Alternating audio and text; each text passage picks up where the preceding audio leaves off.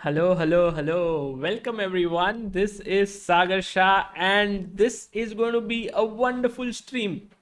The reason is that all of you out there who have been always worried about what to do against the Sicilian when you play 1e4 and the opponent responds c5, you have no idea what to do. Well, today you're going to get a great opening idea. It's a variation called the Grand Prix Attack, and the person who's going to teach you is none other than the very famous and well known trainer, commentator, presenter. He is also a fantastic chess player when he was active. Grandmaster Daniel King. He's going to be here with us. And before I invite him here and have him on the screen, I want to tell you guys that I have a small aim today, which is Daniel King is coming here, and he's going to teach us this. And we are going to be joined by Biswa, Anirban, Vaibhav, maybe even Samay.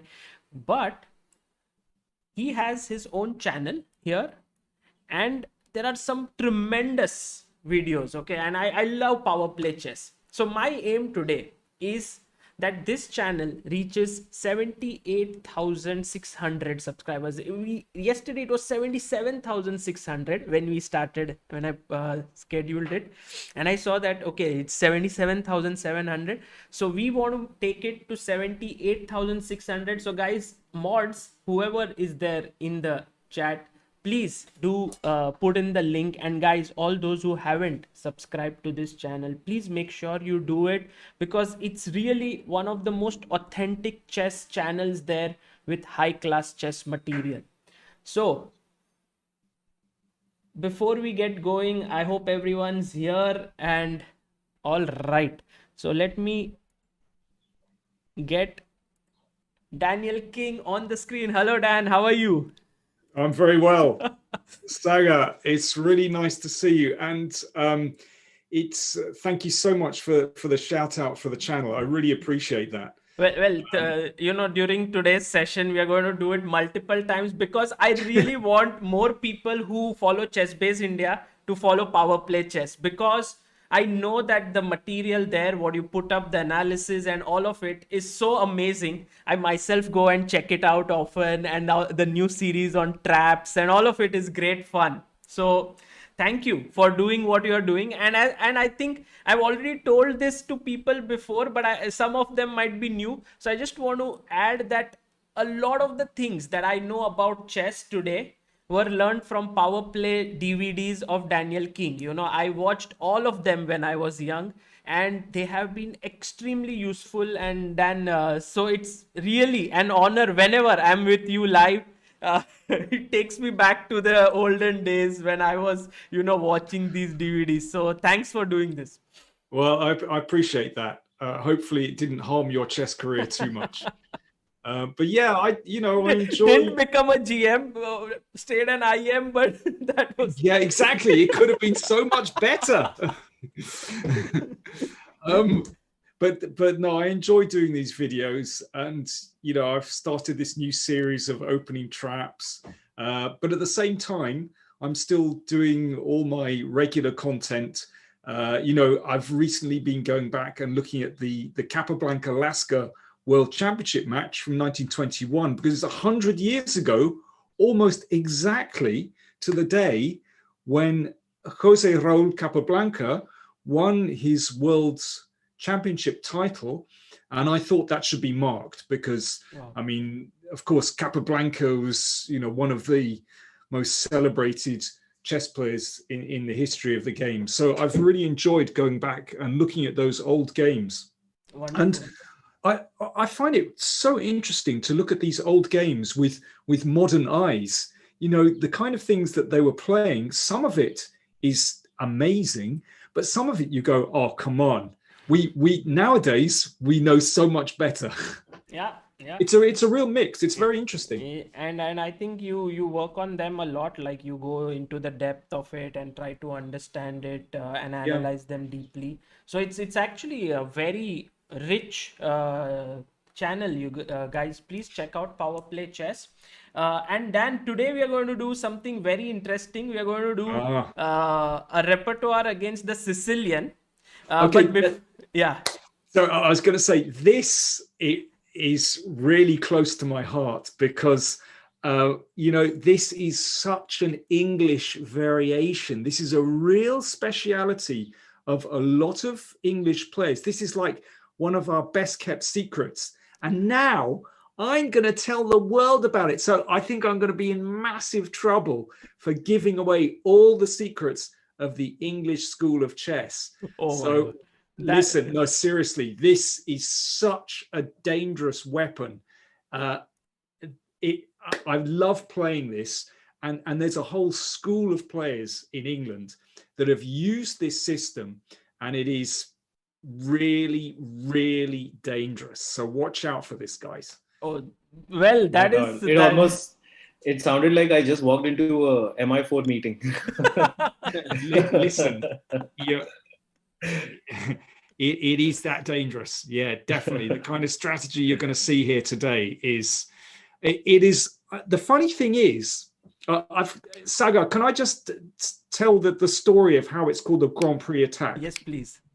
Okay, well, basically in the 1970s in England, there was a whole circuit of weekend tournaments in England.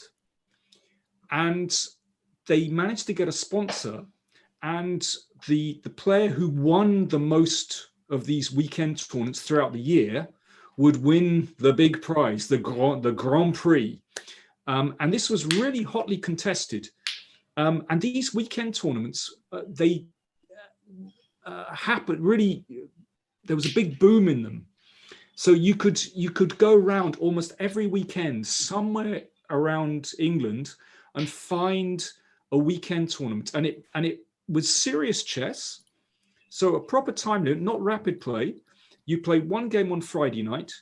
You'd play 3 proper games on the Saturday and then 2 on the Sunday. Really heavy schedule. So if you had a well worked out opening repertoire, then that was a massive advantage. And this particular opening that we're going to see today was so successful on this weekend tournament circuit that it became known as the Grand Prix Attack. There we are. That's the story of it. Wow. So now you know why it's called the Grand Prix, because here I want to introduce our students and the panel of today. We have Vaibhav over here, and Vaibhav is one of the exponents of Grand Prix. Yeah? He plays it, he loves it. So, but I think he needs to know a bit more about the opening. So he's very excited, looking forward to it. Okay, well, that's great to hear that you already play it. This is great. I want to get your input. This is brilliant. Yeah, I think I've played that like against Sicilian in the past 6-7 months. I don't think I've played anything else except Grand Prix against the Sicilian. Like not a single move except that. So yeah, fantastic. Okay.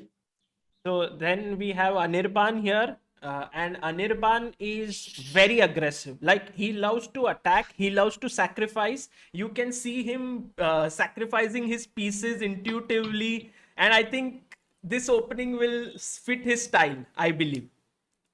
Okay, Anirban, it's very nice to meet you, and well, I'm looking forward to getting your input as well. Thank you, Daniel. Same here. And we have Biswa, who is positional, but kind of is in love with attacking chess because he's watching a lot of Tal games, Mikhail Tal games, and he's studying so many games of chess right now, and I think he's also an E4 player. So I think very useful for him as well to learn this opening. Biswa, nice to meet you, really nice to see you. Yeah, nice to see you. It's funny, I don't know what it is, but you look kind of familiar to me. I don't know. Yeah, we have had a Zoom call before this regarding something else. Did we? Yes, we did. Yes. Okay. Okay, now, there are certain secrets which can't be revealed, chat, but yeah. So okay, so where should we start? Okay, let's get going. I'll first, meanwhile, while before we begin, I want to just set up everyone in the right place.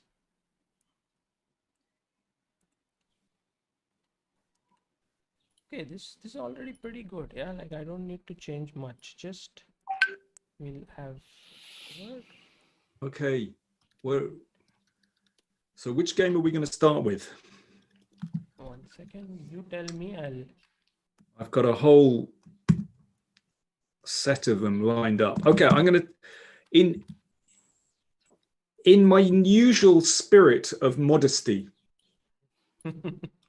Yes, you know what's coming. I'm going to start with one of my own games. Okay. Because I want to show you that, I practice what I preach. I'm not saying don't do as I do as I say. I use this stuff and it's been really successful. So, okay, the first game I'd like to look at is a game I played in the Swiss Team Championship. Okay. Against Leib, yeah? Yeah. Agrippa. So let's take a look at that one. Okay.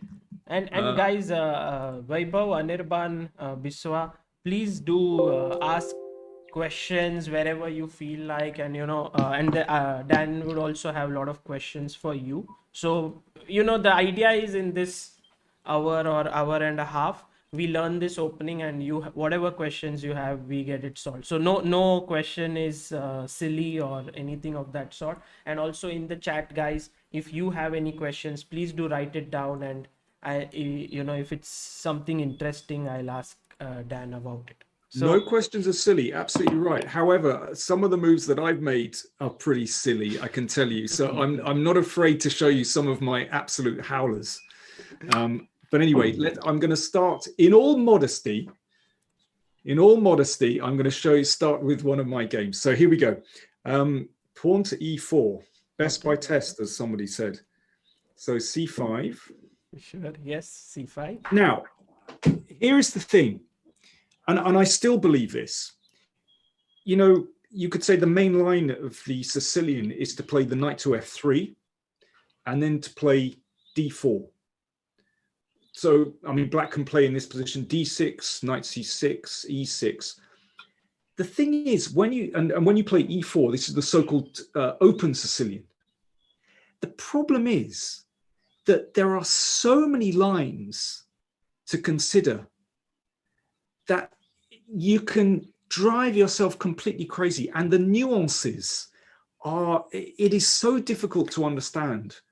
So actually, I have, of course, in my career, I did play the open Sicilian, but actually, I would say about 50% of the time, I usually played a closed variation, either the Grand Prix Attack or the closed Sicilian or bishop b5 or c3. Because actually these positions are much easier to handle. You can be certain about what's coming on the board. So, okay, Sagar, knight c3 was what I played in this game. So we start with knight to c3. This is the second move for the Grand Prix Attack. And I think an important one, yes? Start with knight c3, not f4. Yeah, absolutely. So basically, we're going to be playing with f4. This is our attacking move. But I want to play knight c3 first, and there's a reason for this. Maybe, Sagar, we can just put that back a moment. Because if you play f4 in this position, then actually black can break up those pawns straight away with pawn to d5. And, once that center is actually disturbed, then it's impossible to attack on the king side. So that's why we have to preface this attack with knight c3. Knight c3, and in the game he played d6. Yeah, d6, knight c6, they're all possible. So now I played f4. So this denotes the Grand Prix attack. This is really the start of it. And basically, we are going to launch this f pawn forward, and that creates open files, as we'll see a little bit later. So knight c6. Knight f3, we need to get out our pieces. G6. Now, question. We need to bring out our king's bishop. So where should we bring that out to? Okay, I'm going to throw this one open. Okay. Where are we going to move that king's bishop? I usually take it to b5, but I've recently been told that it can be useful. Take it to b5, then switch it to c4 later, or just capture the knight later.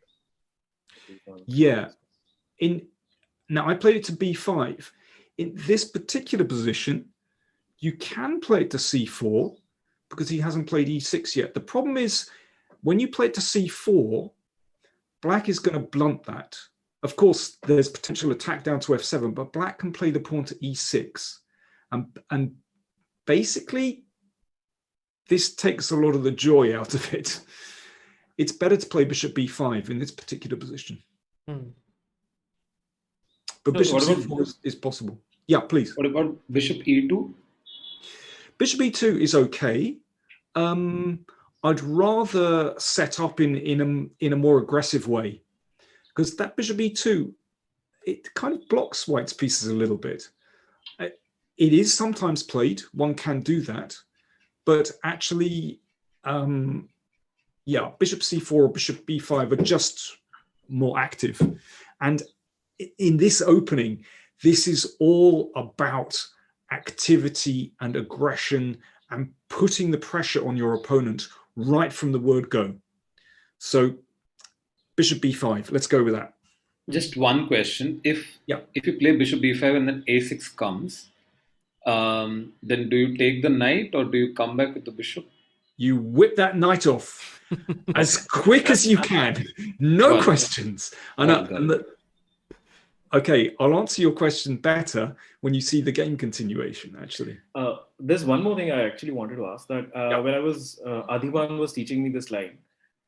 He said that wait for a6 to come so that black wastes a move to play a6 and then capture the knight. I mean, you have to capture the knight, but just let black waste a move with a6 so that you get a tempo after that.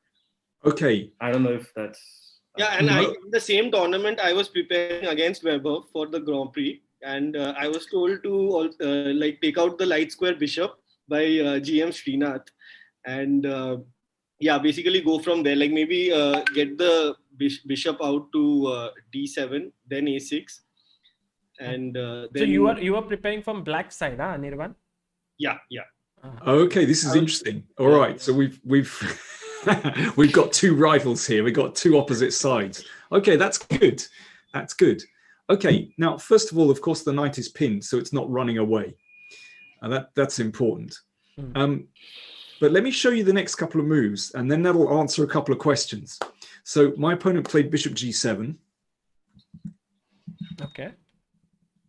And now I didn't wait around. I played bishop h4. Oh, okay. No. No. What? This is the Mikhail Tal effect, yeah? Oh my God.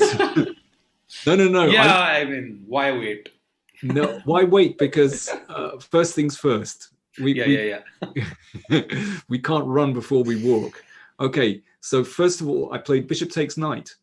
I wasn't even asked the question. I took it off straight away because this actually makes it very, very difficult for black to gain counterplay. Okay, and you'll see what happens in the game, and so you'll understand why I took this. But if we can just, Sagar, can we just go back and move instead of taking? Let's suppose white castled here. And then black plays bishop d7. Now, you could take here, but that would bring the black bishop to actually a very strong diagonal.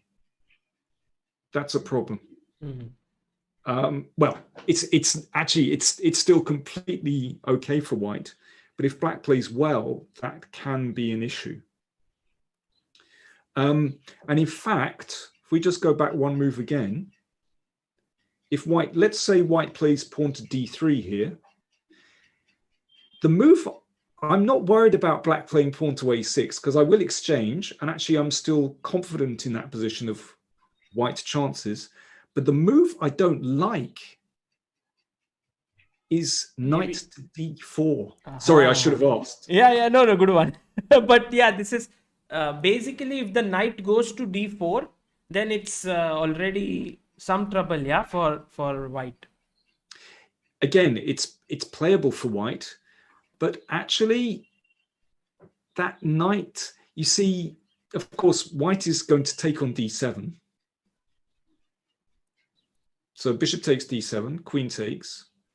Now, how do you deal with that knight? Okay, let me ask Weber. How do you deal with that knight on d4? I actually don't know how to like go forward here. I would rather just go bishop e3. Sure. And just like wait around and see how I can develop. Because here my main idea is now to push f5. And I'm just trying to think how I can make that happen. Because for that, I need to move this knight. So maybe just capture the knight later. And then when the... I don't know. I mean, but how do you capture Vaibhav? Because if actually, maybe after bishop this, maybe next move I can try knight to e2. So now I have a triple attack, and then maybe I can like sack one of the knights and then get that. But the only problem is in that case, then black will be able to exchange on f3 and then take the pawn on b2. If you move the knight, yeah. So basically, I mean, there are ways around that, but it takes time for white to actually cope with that knight. And if white exchanges on d4 here, then of course black would recapture with the pawn. And then the knight has to move, and then there's potentially play on the c file for black. This is not a simple position for white to play. In fact, I mean, I've actually played this position with black, and I played f5 here. When? No? Black to play f5. Oh, f5. I was thinking, I mean, white usually does. Oh, but this is so interesting. Because that f pawn on white's f pawn on f4, that's blocked now. And can you see that bishop on c1, the knight on e2, the rook on f1, they're all biting on their own pawn. That pawn on f4 actually restricts the freedom of white's pieces. Now black is going to follow up with, well, maybe knight h6, maybe knight f6, maybe even castle's queenside sometimes. Actually, black is okay there. And it's all because white has lost time. So, Sagar, can we go back? So basically, I was very keen to avoid black playing bishop d7 and knight d4. So I just took off straight away. I think it's helpful in some ways that you gave him a doubled pawn, right, on the c file. Absolutely. It makes it more difficult for black to break out, because if black ever plays the pawn to d5, then it makes the pawn on c5 actually a very weak pawn, because it can't be defended. That's, that's a problem. Right. Okay, let's rattle through with the game. So I played d3. Yeah, knight f6. And knight f6 and castles. Okay, now I'm going to throw this one open. Yeah. How would you play here with white? White to play. Important moment in the game. Guys, also in the chat, guys, what do you think here? You see both sides have castled already. And this is one of the key ideas in this opening now. Next, what you're going to see. Okay, I'm going to put someone on the spot here. Vaibhav, you know what you're doing. You're an experienced man in these positions, but I'm going to throw it at. Listen, Biswa, what's the story? What should white play here? I'm thinking H4. between two moves. No, not H4 H4. in every position. No, I was thinking between knight h4, king h1, and just then bring out queen to f3, bishop to e3, and play something like that. Okay, I suppose my only comment is that with the knight on h4, that knight is already in play. And it's not clear to me where the knight is heading from h4. I was just trying to clear the diagonal for the queen to come into play. But Okay, I guess now, yeah. stop right there, because I like the way you're thinking. You want to get your queen into the danger zone. You want to get your queen in the face of black's king. Yes, this is what we want to do. But that's a bit of a clumsy way to do it. There's a far more effective way of getting that queen into the game. I'm going to give you another try. That's how generous I am. Yeah. Is it knight g5? No, that's I would say somewhat premature, but we'll bear that move in mind for later on. Again, if possible, try not to move the same piece twice in the opening. I think we're still in the opening phase, basically. If you look at white's pieces, the rook on a1, the bishop on c1, the queen on d1, they haven't moved yet. So it's generally a mistake to use pieces again that you've already brought into play. You need to be egalitarian to use your whole army, not just a couple of pieces. Can I try again? Yeah. Please. Okay, bishop e3 with the idea of queen d2 and then f5. Okay, now that is a much better idea. If you could get those moves in, then I think you'd be pretty happy. You've got to be a little bit careful about a knight coming to g4. At the moment, that bishop could go back, but if you put your queen on d2, if black waited, rook b8, and now knight g4, then that bishop gets exchanged off, and that bishop is quite a key piece for white. I think if you lose this bishop, it's very difficult to go for an attack, because this guy becomes a very good defender here. Absolutely. Definitely. Yeah. So if you could have had like 3 moves in a row and got in f5 and bishop h6, perfect. But yeah, because of knight g4, that's a problem. So what's another way to bring your queen in? Actually, a small hint is that make use of the third move that you played. F4. What? Okay, no clue. Hold on. I think second. Vaibhav knows the answer already. He's done this before. Yeah. Queen e1. Queen e1. Yeah, queen what e1. a move. Yeah. It's really a little slide over to the king side. Basically, that queen is going to appear on h4, and h4 is actually a really safe square. You know, when we're attacking, of course, we need to bring, if possible, our strongest piece, our queen, over towards the king, but it's got to have a safe square. But h4 is actually a very safe square, and it is already very threatening. I mean, you spoke about playing knight g5. Well, now we're getting to the point where knight g5 becomes actually potentially quite a dangerous move. So, right, let's go with queen e1. Excellent. Now my opponent played knight to e8. Okay, Anirban. Anirban, tell me what you think about knight e8. Is that the kind of move that Anirban recommended to you? No. No.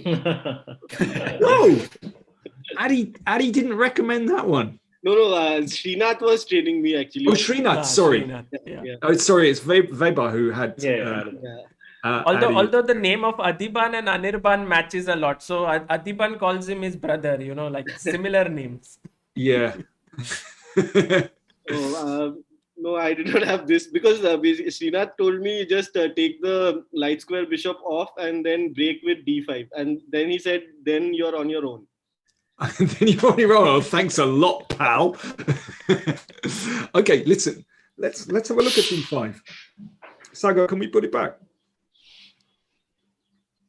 D5, yes. Yeah, that's interesting. Okay, so Vaibhav. But it's a mistake, yeah. Then this move d5, yeah. E6, right? Yeah, so Vaibhav, what would you play? E6. I usually play e6, but let me think. It's E5, right, Vaibhav? Sorry, e5, yeah.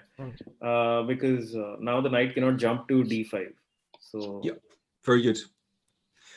But now we're going to see. Okay, so well, a couple of things. If the knight goes to d7, queen h5. Then, well, I mean, white has a couple of good moves. I'd be actually very tempted to play the pawn to e6. I think that's already quite embarrassing.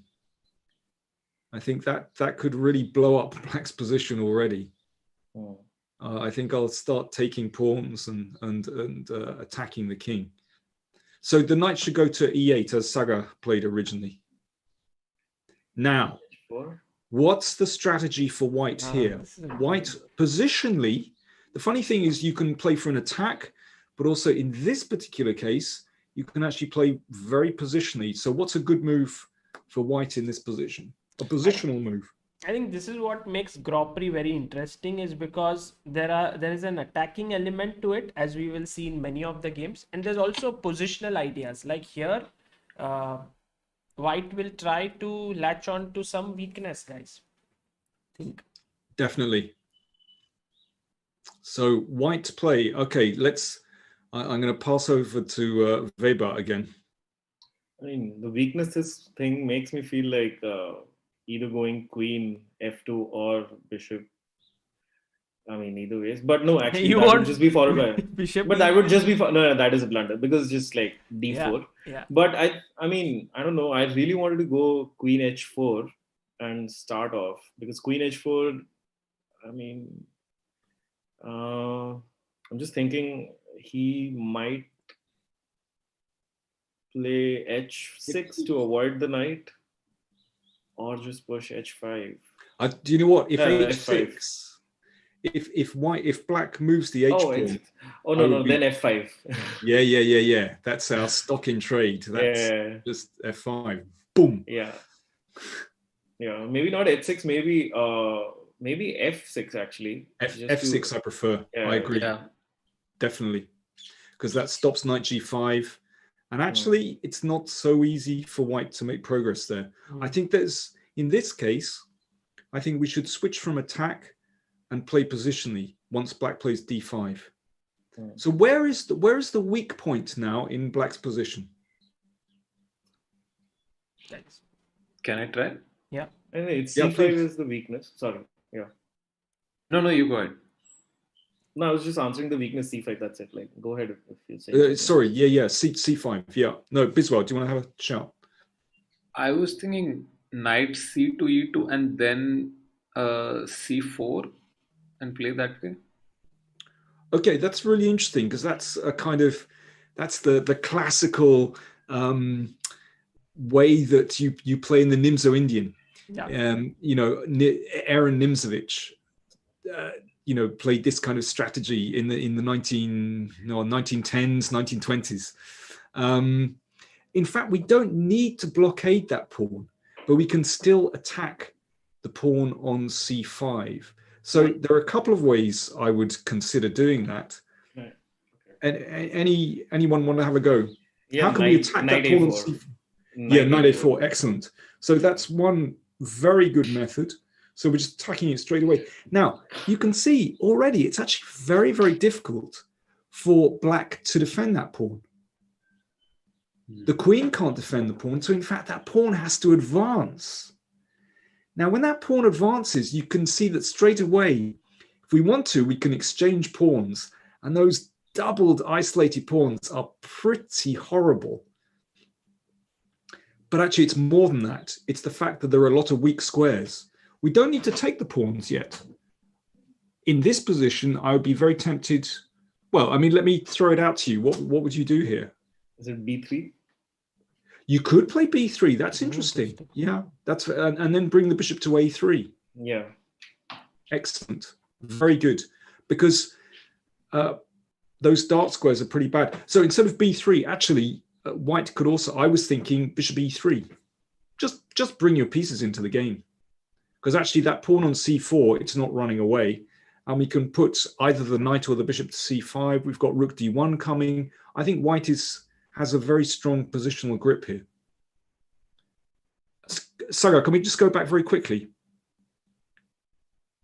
So instead of knight a4,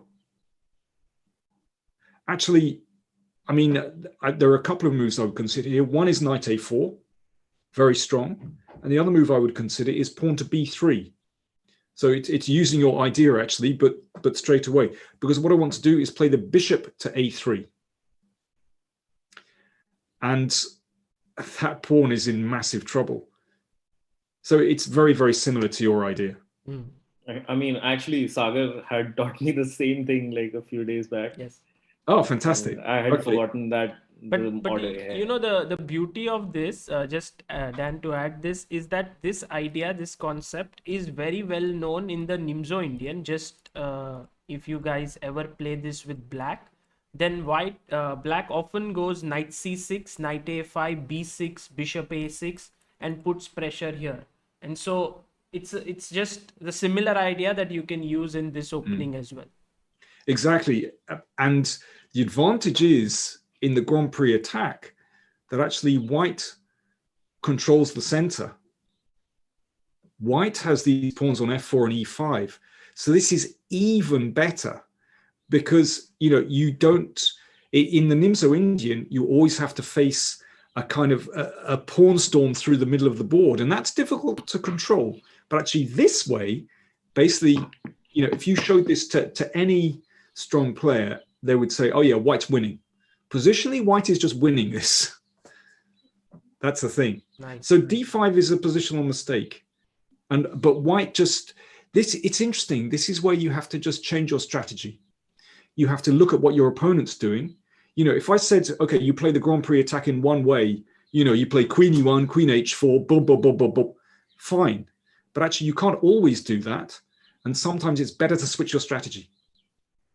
That's the thing. Okay, listen, sorry, Sagar, please. Sorry, I had a question. Yeah, Biswa. After d5, e5, yeah, I had an annoying move idea. What about a4, just pushing that, just a4, and basically put that pawn on a5 to a5 or a6 and try to develop the rook this way and stop the queen from developing to b6, etc. It doesn't really address the key issue in this game, in this position, which is that pawn on c5 is weak. Got it. Okay.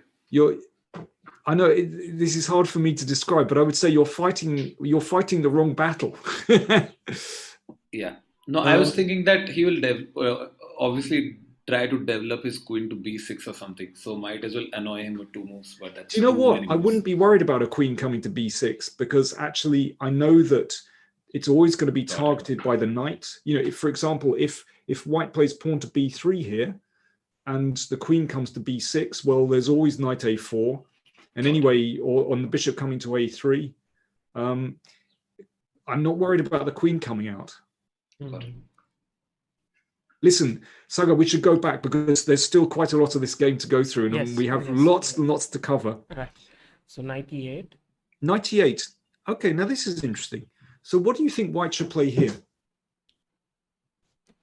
Okay, let me ask Vaibhav because this is, you know, you're the Grand Prix man. I'm a little confused. I don't know if I should already go for queen h4, but it seems a little premature. I was thinking of going f5, but I'm still not sure. If I go f5, he can't take with the bishop. And even if I take on g6, he just captures back over the f pawn.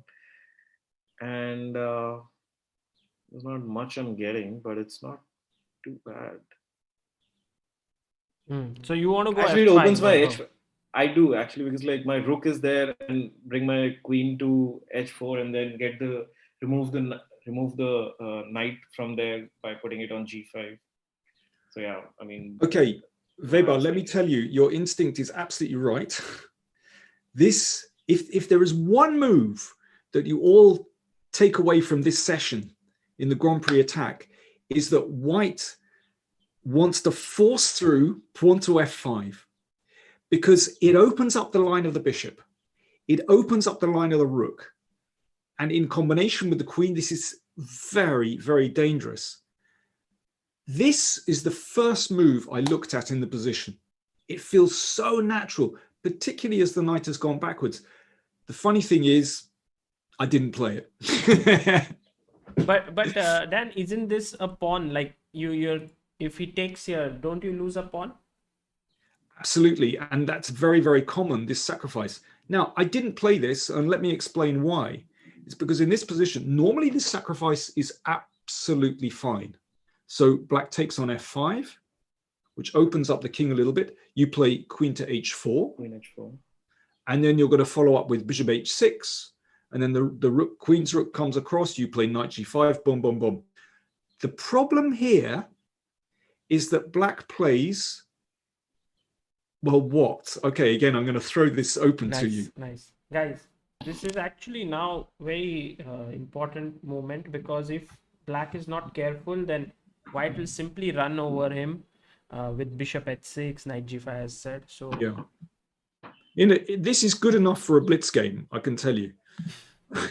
But here, I think black has a very good defensive move, actually. It's a little, it's a very unusual move, and I still think it's playable for white. Sorry? e5, you lose the queen, no? Oh, yeah, lose the queen. I was trying to exchange the queen for yeah, usually you feel like the queen is always defended either by the rook or this. And this time it's undefended. That's a good rate of exchange. You get nothing back. Very familiar. KVP Verma in the chat says, Daniel King narration has a soul. His content has strength. His power play series has very good chess knowledge. Besides chess, he's a good musician. Yes, absolutely, absolutely. We saw the glimpse of his musical talents last time when he taught the King's Gambit. That was amazing. Is it? Yeah. Knight f6. I need Same to play his guitar. And then we can do a duet. Biswa is a good guitarist, by the way. Yeah, I know. I heard. It's excellent. If the knight comes back to f6, strangely, that's what I want. Is it king h? Sorry, if that's not it, the only other thing is king. I don't know. King h8 doesn't make much sense. But Is that Sagar? Can you just play knight h6? Knight f6. Beg your pardon. Okay, and here white plays what? Simple move. bishop g5, I think. Actually, bishop h6 is stronger. Yeah. Ah, okay. Because we want that g5 square. Well, okay, in this position, queen g5 might be a threat, but actually we want that square for the knight. We want to play knight g5. This is fantastically powerful. This is the like the ABCs of the Grand Prix attack. This is almost mate straight away. Let's go back. Let's go back. F6? Knight f6 is a mistake. Anirban asks if it is pawn f6 here. Well done. Very well done. This looks such an ugly move. Actually, it's quite a strong move. And it's only possible because that knight has retreated to e8. It looks so ugly to block in the bishop, but actually it stops white's pieces coming to g5. And actually, it could be possible to follow up with maybe e5, and then that allows black's queen to defend along the second rank. In fact, this is playable for black. And that's the reason I didn't sacrifice a pawn with f5. Normally, like I said, I would play f5 without thinking. But in this particular case, I didn't. And in fact, what I did was I simply played queen h4 instead. That's where we want our queen. And yeah, on a good day, he might play pawn to e5. Okay. But now f5 is looking more likely for white. So actually, my opponent played f5 himself. Ah, yeah. Now,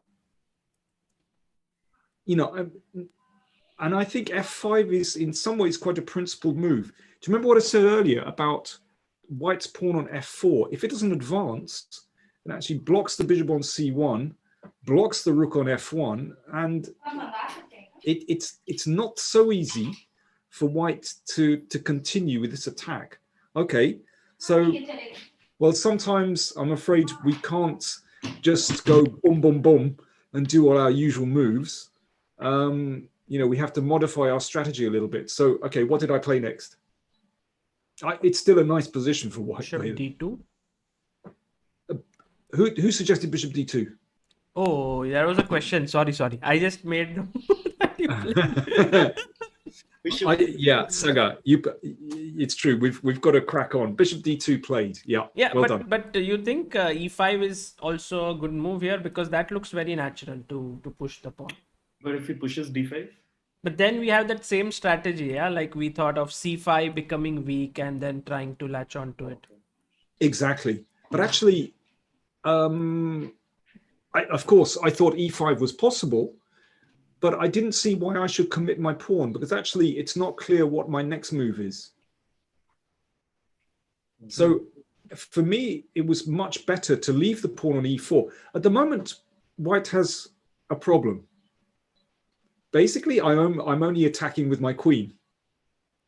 Like I said earlier, we've got to invite everyone to the party.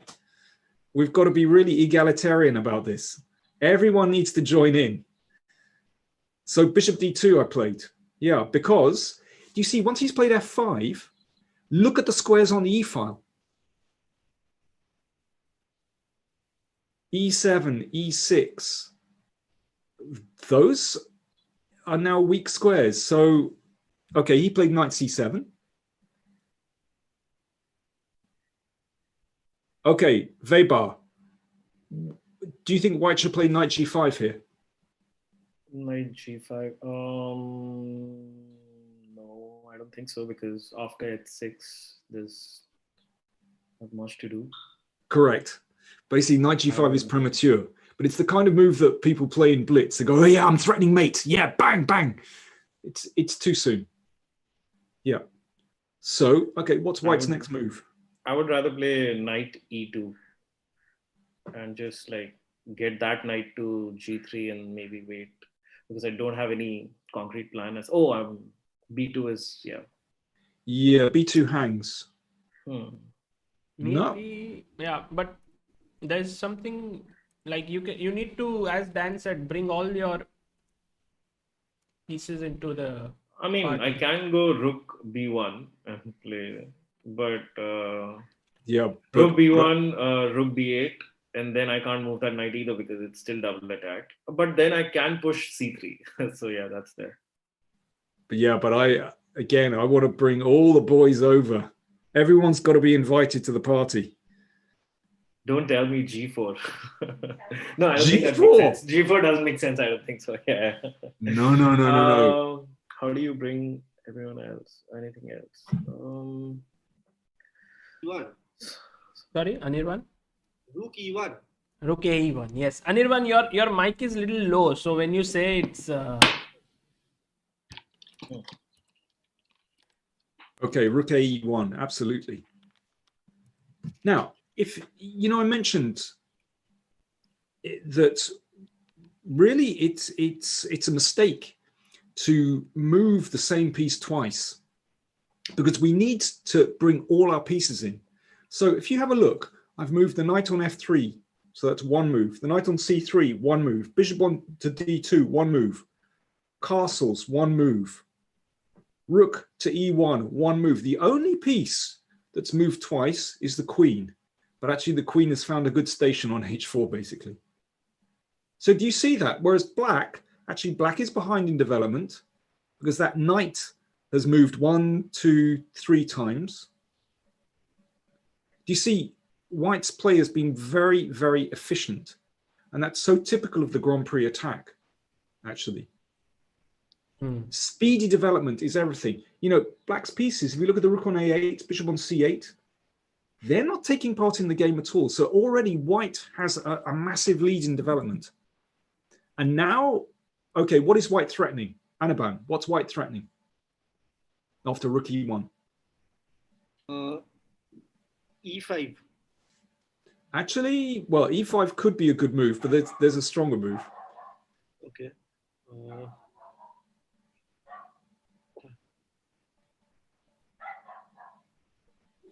Checks, captures, and threats.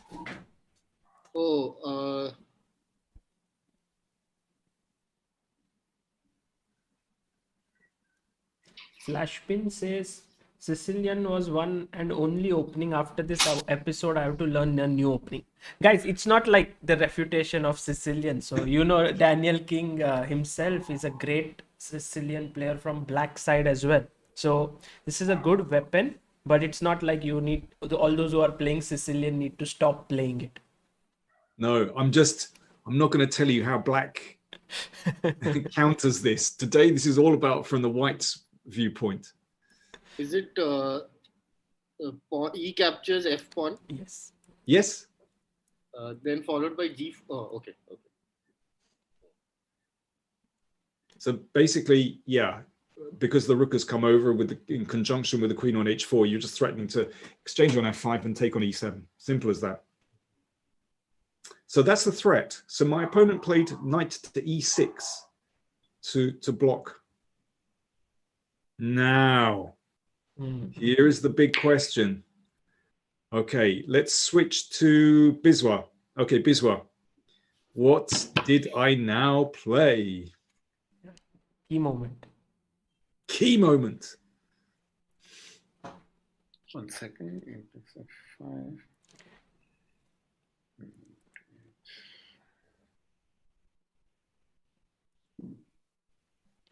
Guys, try to think now. It's actually, the game has heated up to an extent where you can already start thinking about something concrete because all your pieces are developed.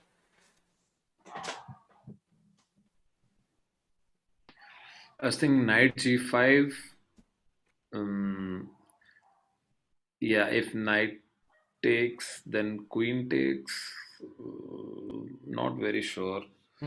E takes f5 is also looking nice, but e takes f5, rook takes. Then I'm not finding anything. Okay.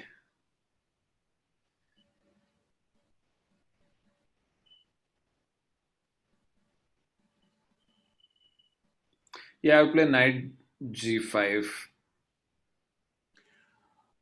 Okay, I mean, I think in principle, of course, that's the move I'd like to play. But in this case, black exchanges off, and actually, it's not so easy to develop the attack after that.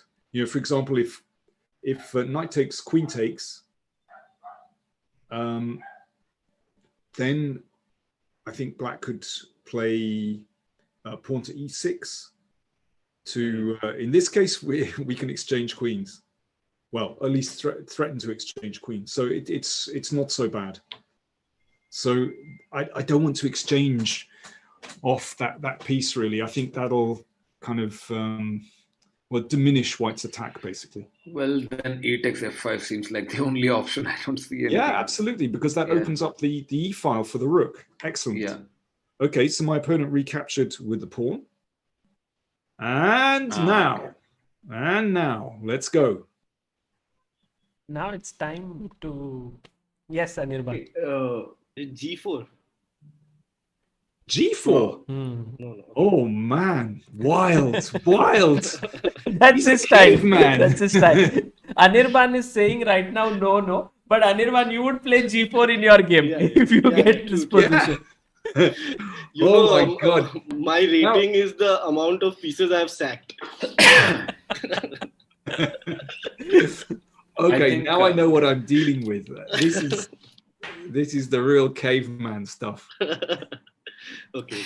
I prefer to play with my pieces, not my pawns. The problem is listen, G4 could be a very strong move, but it involves some jeopardy because, okay, you start to open up your opponent's king, but you also open up your own king. Yeah. So I would prefer to keep a safe king. You know, it's like a boxer. Okay, you want to hit out at your opponent, but you always want to keep your guard up as well, basically. Right. So I prefer to play with my pieces. because once you play your pawns forward in front of your king, they can't come back, and your king is permanently exposed. And if things go wrong, that's a problem.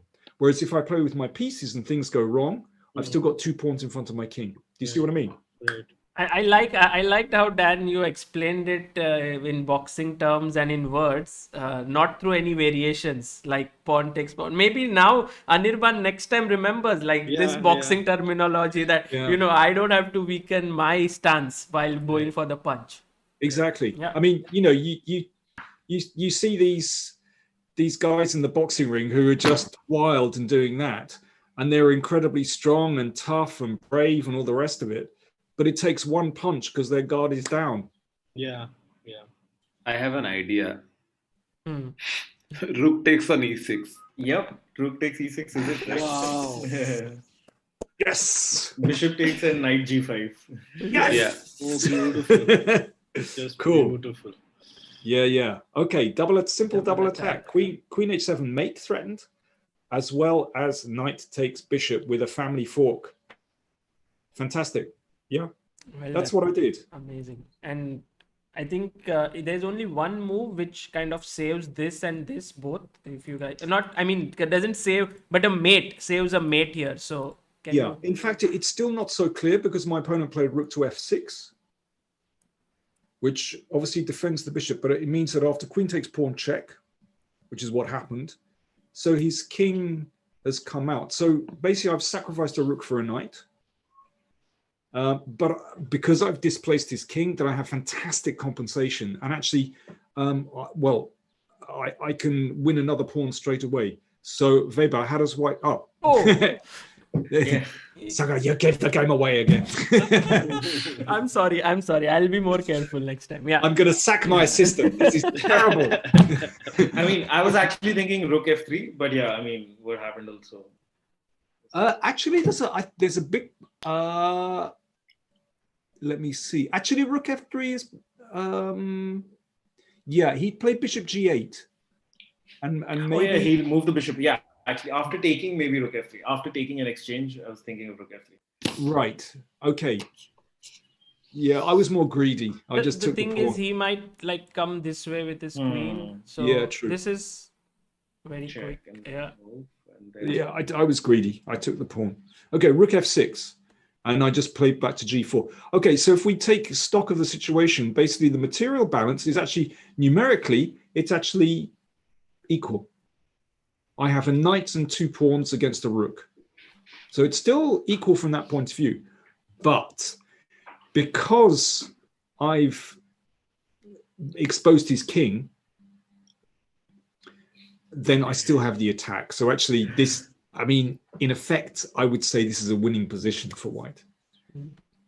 And if you look at black's pieces, the rook in the corner, well, it's not taking part in the game at all. So, rooks need open files. This is just great for white. Okay, so my opponent played pawn to d5. Now, white play again. Let me see. Nice. Okay, Biswa got the sacrifice. Anirban, your turn now. What should white play now? Meanwhile, guys, in the chat, there are nearly 3,000 people who are watching this. Guys, please make sure that you subscribe to Daniel King's channel. I have put next to me the number of subscribers that are there, and our aim today is to take it to 78,600. We are very close, guys. We are very close. Yeah. If you are enjoying this and you're learning a lot from this, then make sure you do that. Fantastic. Yeah, thank you, Sagar. I'd appreciate that. And check out my evil traps. That's my new series. They're little short 1-minute clips where I show some evil traps. Okay, Anirban, what's the move for white?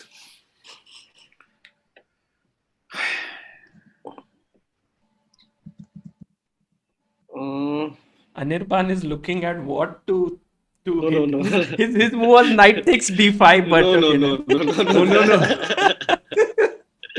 No. Maybe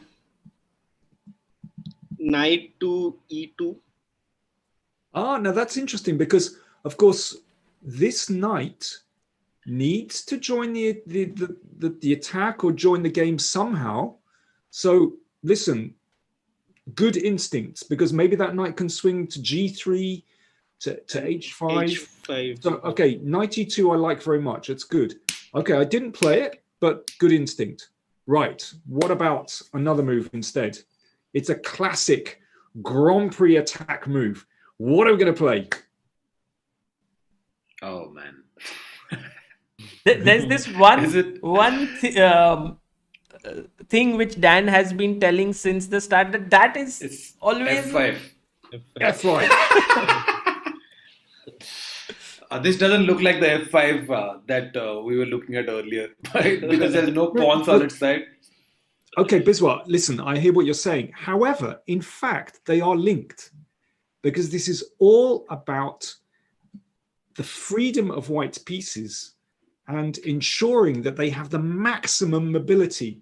And once you push that pawn to F5, then it carves out territory, and that bishop now screams across the board. So it is about maximizing the potential of your pieces. And that happens, okay, of course, it's a slightly different position. But actually, in principle, it's the same idea. Okay, Sagar, let's rattle through. Queen d7. Queen d7. Okay, and here, I could play bishop g5, but actually, right, we talked about that knight, getting the knight into play, and also that weak pawn on c5. So I played knight a4. It's still that weak pawn. It's a problem for black. Because if he plays c4, then I play knight c5 and knight e6, and Very nice. boom, game over. Absolute kill. So he played queen d6 to defend the pawn, and now I played bishop f4. Saga, I'm going to rattle through to the end because I want to show some other stuff as well. Sure. Pawn to e5. Okay, he needs to defend. Now I put the bishop back on e3 to again hit the pawn. So he played d4 to stop that. But now, okay, that more weaknesses. Bishop g5, hitting the rook. Rook f7. Now queen h4, because I want to play the pawn to f6. And that actually wins his bishop. King e8. Okay, now a nice little shuffle. Queen to h5. So that's just pinning the rook. So still unpleasant. Bishop f8. Rook e1. I know this seems rather slow, but actually he can't do anything. I'm just targeting his weaknesses, making sure his pieces can't move. Bishop g7. And Dan, can we ask this one to them? Because it's so pretty what you did. It's very nice. And guys, white to play and figure out how to kind of finish him off, but in a very sweet way, not brutal way. Yeah, brutal is good, but do you know what? Maybe I over finessed. I don't know. Yeah, but, maybe but, there but, are but other I, ways. So can we give more hint, which is like there's one piece which is not coordinating well with the attack. Can we bring it nicely into the game? Okay, it comes back to this thing I said earlier. I like to invite everyone to the party. Come on, we want to have a good time. You can't have a good time with just a few guys. You want to bring everyone to the party. The more the merrier. So that's Safal what this Fazil. That's right. Very good in the chat. Oh, someone got it. Yeah. Fantastic. Is it knight takes c5? But queen takes. That's really c5? nice. Yeah, that's what Wow. I was just thinking. I don't know. What is the way would knight come in? I'm just wondering. I thought you were hinting at the knight. Well, I am hinting at the knight. Yeah. Oh, sometimes just a calm move, guys, because C3. opponent can't do much. Yes. c3 is what I'm thinking now. B3. I heard No, B3. C3. I C3 heard is said. Oh, b3. Yeah. What a move. Nice. Okay, listen, I was having fun because basically he can't move. Sometimes you have to recognize can my opponent do anything? Not much. Well, if he can't do anything, then I've got time to just spin my knight back in. So there we go. Okay, let's rattle to the end, Sagar. Okay, so rook b8, knight b2, king f8. c4. The knight comes in. Yeah, queen c7. Now the pawn. Now he played f6. Now I played f6. So he has to take. He can't move his bishop back. Okay, takes. And once he takes, and now guys, finish the game. Yeah, you got to finish the game from here. Win this in 2 moves. Come on. Shouldn't take you more than 30 seconds to get this. Also in the chat, guys. What a game, but Dan, this is very, very instructive. Like, maybe this was played back in 2001. Okay, not so old. Only 20 years. That's Only nothing. 20 years. That's nothing when you look at my hair. I think. Do you know what, Sagar? That was the last time I had a haircut. I generally relate everything with Daniel King's win in '92 when he came to India and he won the Goodrick Open and he beat Vishy Anand. So that was like one of Daniel King's really great events. So if it is 2001, it's already 9 years after it. So I think it's very recent. Yeah, like it's more recent than. Yeah, but I think my chess career was all downhill after 1992. It couldn't get better. I won in Calcutta. It was called Calcutta then. Yes. Kolkata now. By the way, Anirban and Vaibhav both are from Calcutta. Oh, really? Yes. Yeah. Oh, fantastic. And guys, in Kolkata was the only back then. Calcutta was the only place in India which had this super tournament happening like regularly, and so many great players had come to play. Like Victor Korchnoi had come, Smyslov had come, like all of them to Calcutta. Was it at the Gorky Sadan? Yes.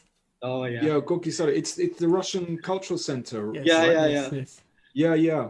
Do you live anywhere near Yeah. there? I live in the same area, like hardly, Really? 2-3 minutes, 5 minutes from there. And I used to hear that a lot of chess tournaments happened there when I was a kid.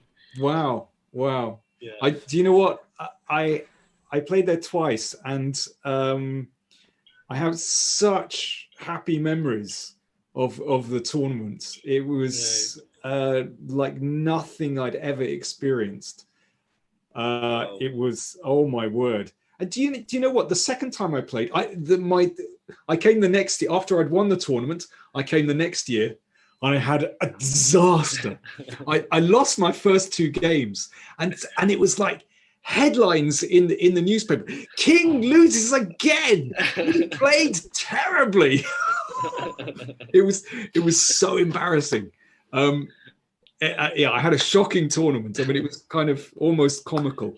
But at the end of that, at the prize giving, so this huge theatre, and Mother Teresa came Ooh. to give the prizes at the end. Oh my God. Wow. Yeah. Incredible. It's a very Calcutta thing. Yeah, no, really, this was extraordinary.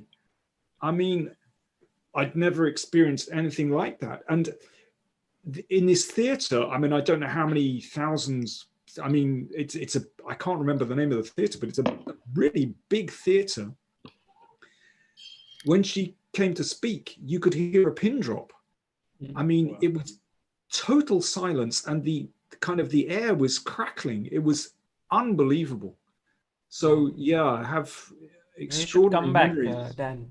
Yeah, I'd love to. Absolutely love to. I have incredible memories of that time, and well, both trips actually. I could. Well, anyway, I could talk a long time about it. Yeah, but anyway, but listen, you're all stalling. You're all. You're just buying yourselves more time. Is it Queen H8 followed by Queen H7 or Queen G7? Yeah, fantastic. Well done, Biswa. So that's how the game ended. Yeah, and now Queen G7 was the final move. Yeah, because this hanging, and yeah, he resigned here. Yeah, so he resigned here. So if Rook F7, Sagar, let's just show the end. So Rook E, yeah, and now if the king moves yeah, then you take, yeah.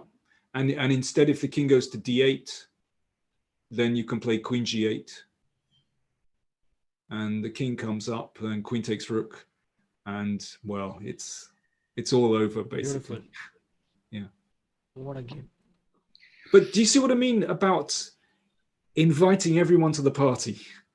You know, once you bring all your pieces in play, then his position just collapsed, actually. Yeah. And Dan, I loved that we took a lot of time for this game because a lot of concepts were there which got cleared up. And I think now for the next games, we will be, asking questions to you and kind of reinforcing what you have learned. Of course, there will be new things as well, but many of the concepts were here. So which one should we look at next? Well, do you know what? What I'd actually like to do. Your game, yeah? No. I don't want to look at another of my games. I want to show you that, as I explained at the start, this opening, the Grand Prix Attack, was born on the English weekend circuit, and there are a couple of players I should mention. There was a player called David Rumans who never made it internationally, but he was one of the great exponents of this system. David Rumans. And Mark Hebden as well.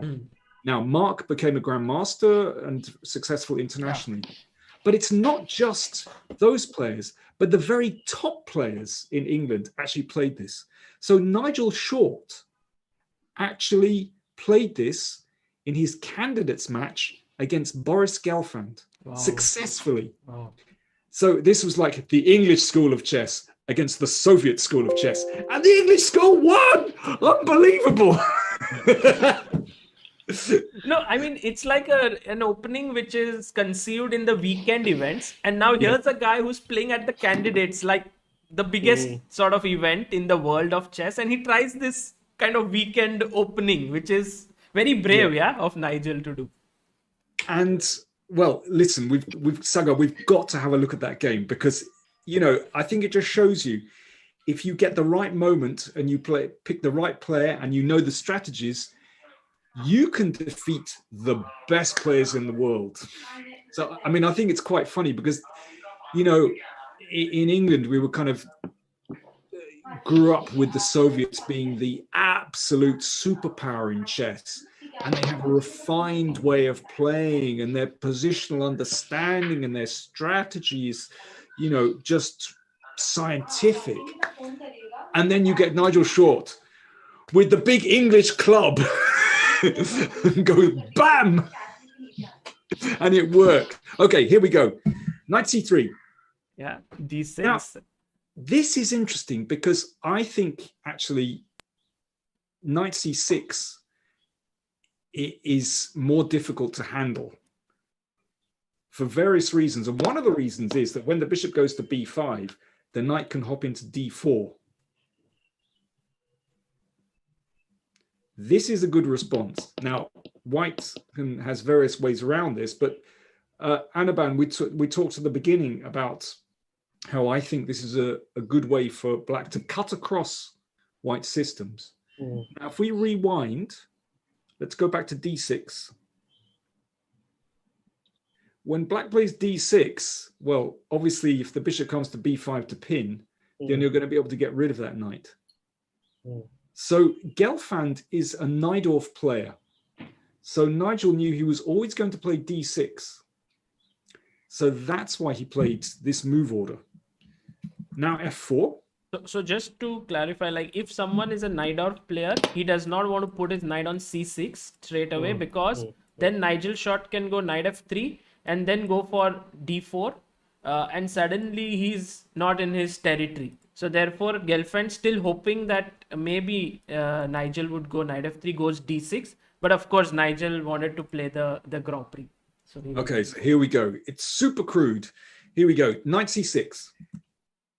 Knight f3, g6. Now, of course, you can play bishop b5, as I did, and Nigel has played this kind of thing as white. In fact, this time he played bishop c4, because it's going to take two moves to play e6 and d5, and black has already played d6. Okay, castles. Daniel, is it true, like if someone plays e6 here, that white can play a very strong move in this position? I don't know, because I've been taught like if black goes e6 as well as g6, then his dark squares become weak, and if you can play d4 in such a position, then it could be very good for Okay, of course, in this particular position, of course, you're right, Sagar. Yeah. But if we look at what happened in the game, then yeah, I was speaking in principle. No, I was just saying that in case, guys, if some of your opponents do play e6, then maybe this is a good break. But yeah, bishop g7 stopping this before going e6 is the right way. Yeah, of course, it's an important point. Black has to stop d4. Okay, so castles, e6. So now we have this situation. d3 and knight e7. Now, here's an interesting moment. Actually, Short plays in, well, as I did, with queen e1. So it's the standard move, queen e1. He could have actually played f5 in that position. And after e takes f5, okay, what do you play with white?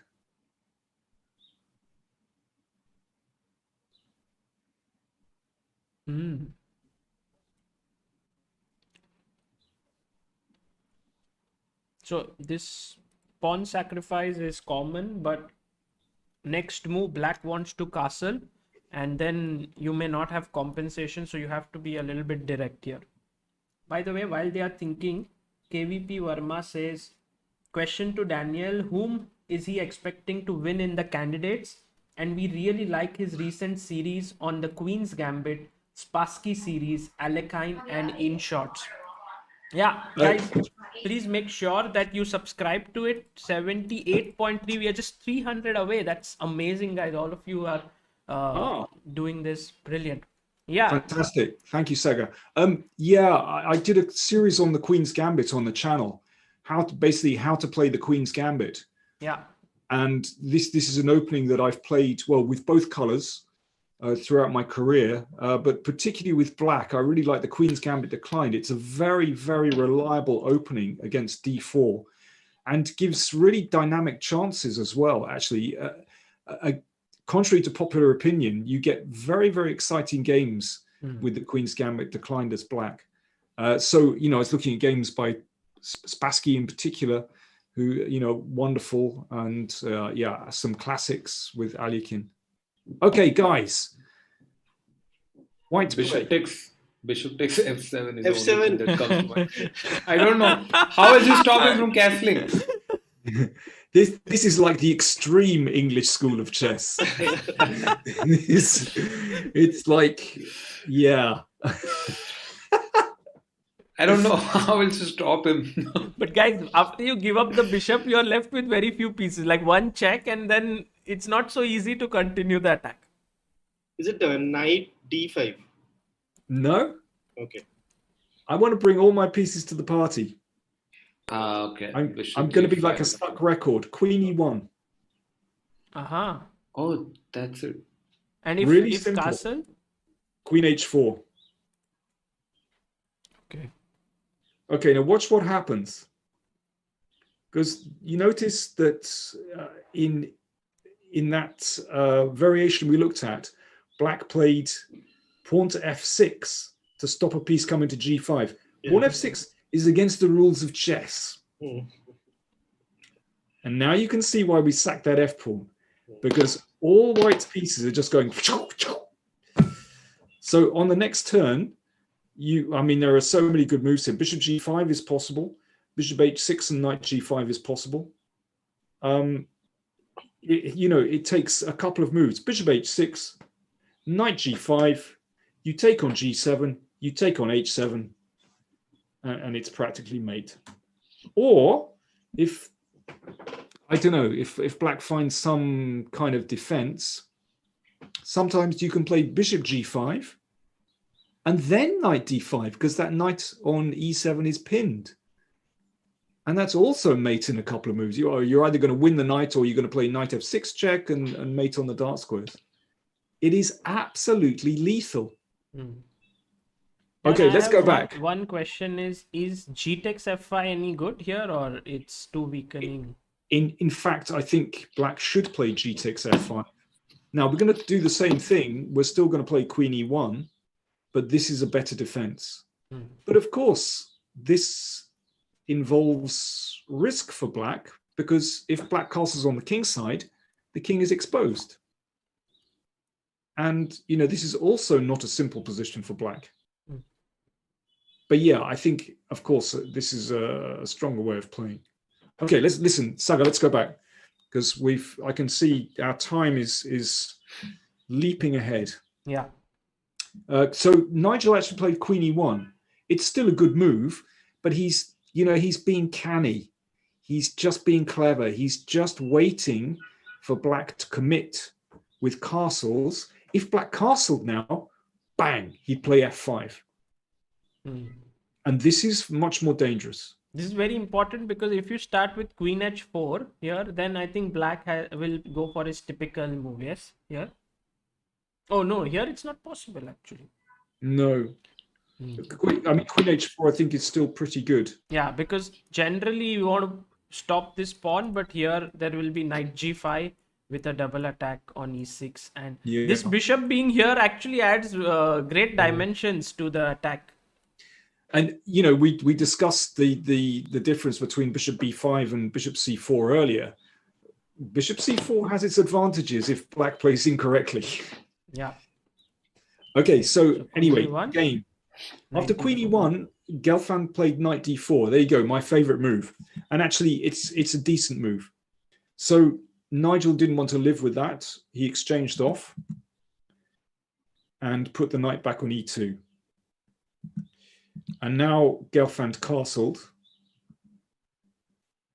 And yeah, I mean, if white goes for this F5 stuff, it's certainly not as dangerous. So, you know, white has to modify things a little bit. So Bishop B3. And Knight C6. So you can see, obviously, white can't play Queen H4. The queen would be on prise. Bishop D2. So this is a little bit more positional, you know, but Nigel is still bringing out his pieces. And D5 played. Yeah, Gelfand wants to block out that bishop. And E5.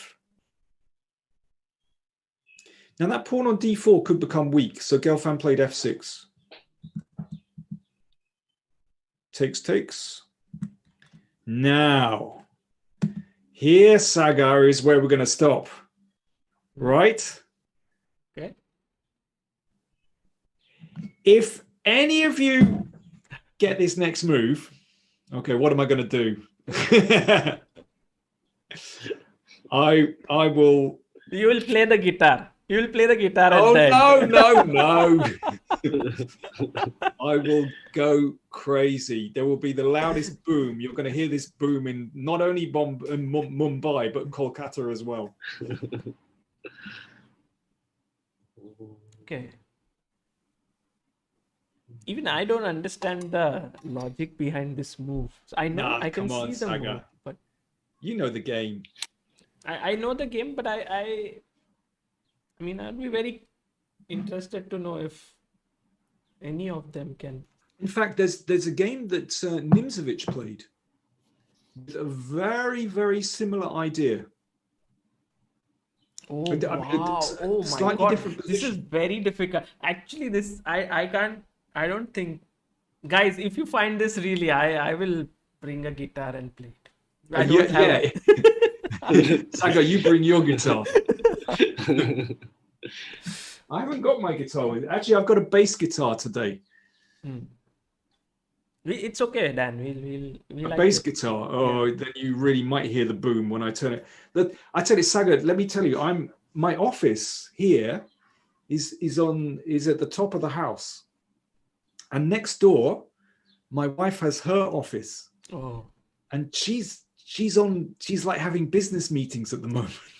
So if I played the bass, I think there'd be a bit of a shock. Okay, then You'd hear the boom, boom, boom. But you were in a band, right, Dan? Oh yeah, I'm still in a band. You're still in a band. Wow. And unfortunately, in the past year, we haven't been able to play. But we had on yesterday, we had a partial lifting of the lockdown because we've had over half the population has had their first dose of the vaccine. So who knows? I think things are starting to open up again. But it was quite funny. Yesterday, I thought, okay, they've started to open up some shops, and also the barbers and the hairdressers, they've opened up again. So I thought, fantastic! I'll go and get my haircut. But there was a queue around the block of the barbers. I didn't want to stand in line. You shouldn't cut your hair. Yeah, it looks great. Oh no! It's getting out of control. But yeah, seriously, there was a queue around the block to get your haircut. But Dan, would you like to give them a small hint? Because I don't think it's possible to get this without a hint. Okay, yeah, I agree. This is something. Is the hint what he's been speaking about? Can you guess once before? Let's guess once and then do it again. Okay. Well, listen, we'll give each of you one guess. You got to come up with different answers. My guess is F5. Arey yaar. That's my guess. Okay. Was that Vaibhav? Yeah, and Biswa. Like he was also guessing F5. Yeah, but okay. F5. Do you know what? I know I've been hammering on about this move, but it can just be taken. It's not so good here. So then Bishop H6. Queen G3, Bishop H, Bishop G7. Yeah, there is nothing. No, just King H8. Yeah, it just But in this particular position, black is strong enough. The structure, unfortunately, in principle, good, but no. Yeah, okay. This might, if it works, it's a great move, but here it doesn't. F5. Yeah. Funnily enough, it came much later on in the game, and it was actually a decisive move later on in the game. But we'll get to that. Okay, so Vaibhav, you've had your guess. Anirban, what's your guess? C4. C4, okay. Not so bad. C4 is good because it starts to open up the position a little bit. C4 actually I really like. It's a good move, definitely. Because if he takes here, then this bishop really starts getting active. Yeah, that's very good. If he takes here, then the other bishop also, like the bishops will exchange. Okay, listen, Anirban, I think this is actually an excellent suggestion. Wow. Seriously, I think it's a very good alternative to the game. But like after the bishop takes, then d4 just like blocks the position, is it? Yes, but then you can come back and then this guy suddenly opens up. Here. Listen, Anirban, excellent move. Seriously, it's a good move. Maybe as good as the game continuation. Okay, for the game continuation, guys, the thing is you have to notice where you want your knight to be in this position. now Biswa's going to get it easily. We still King H1. Oh! Is it? Oh my god! How did you get it? What's your plan, Biswa? Well, knight has to be somewhere. So, knight has to be either on E5 or G5. So, king, like, you have to move the king and take the knight. There. Oh my god. This is what Nigel shot played. Wow. That's nice. Wow. Okay, what have I got to do now? I've got to get. Oh my god! What did I promise? You know what? I can't remember what I promised. Biswa, congratulations, and your logic is perfect actually, because that knight on E2 actually just gets in the way, and if it moves to G3, actually it's not going anywhere from G3. But if you play King H1 and put the knight back on G1 and then put it on F3, then it's starting to actually look like a good piece. Brilliant. Absolutely brilliant. Well done. Hey, is that a guitar in the background? Biswa. Yeah. Yes. So Biswa will play. Oh, it's, Yes. it's a Listen. very old guitar and it's completely out of tune. Otherwise, I would have played. And I think it's perfect for this gathering.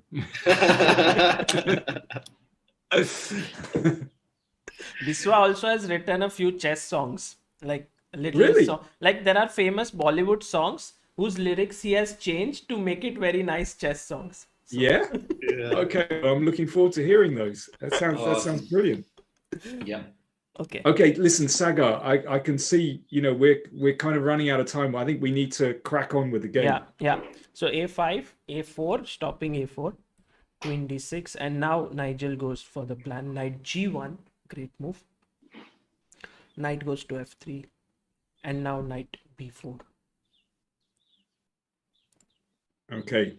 Queen F2. Yeah, Queen F2. So it hits the pawn on D4. Now this next part is quite subtle, and now he plays Bishop C3, because of course that bishop can't be taken. Oh, nice. Yeah. Wow. But basically, what this is, he can't win the pawn, but it forces Black's knight backwards. And now he played Rook E1. Does this look familiar? You invite all your pieces to the party, basically. So it's a nice semi-open file. B6 defends the queen, so the bishop drops back. Knight B4, and now Queen G3. Black played B5. Okay, and now what nice. did Nigel do next?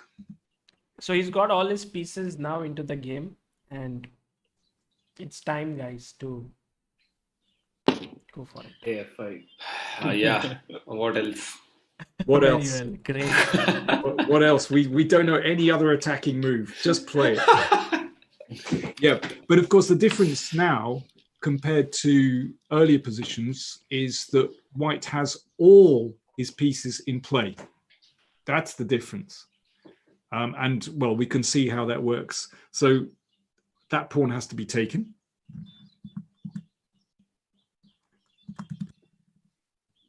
And now, actually, in some ways, I mean, Nigel's strategy is very straightforward. He moved his pieces forward, so he played Knight E5. Yeah. You know, the career of this knight is fantastic. So it's gone from E2 to G1 to F3 and to E5, and you know, it's found that big gap in Black's position on E5 because of this wonderful maneuver.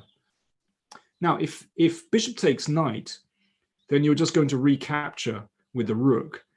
And can you see those dark squares around Black's king? Pretty bad. As well as, of course, hitting that pawn on D5. It's a dreadful position for Black. So Gelfand put the bishop back on E8. Nice. Okay, pawn takes pawn on B5, queen takes B5. Right, White to play, simple one. Yeah. Time to chop some things off.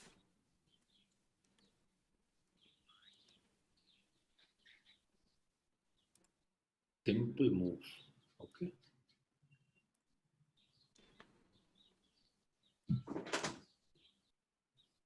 Guys, what do you play here? Bishop H6. Yeah, bishop H6, maybe just he'll go back bishop G7. So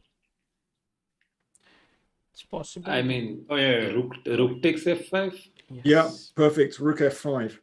So you can see when you play F5, it just opens up the line of the rook. It opens up the line of the bishop. It's also opened up the position for the queen as well. You know, it's just this release of energy from behind the pawn. It's incredibly powerful. And you can also see that Black's queen is way across the other side of the board as well. So, yeah, as I like to say, Black's queen is in Siberia. So king to H8. This one, I think Anirban will get it. Yeah? The next move, yeah. Is that a big hint? That is a big hint. It's a big Okay. Who?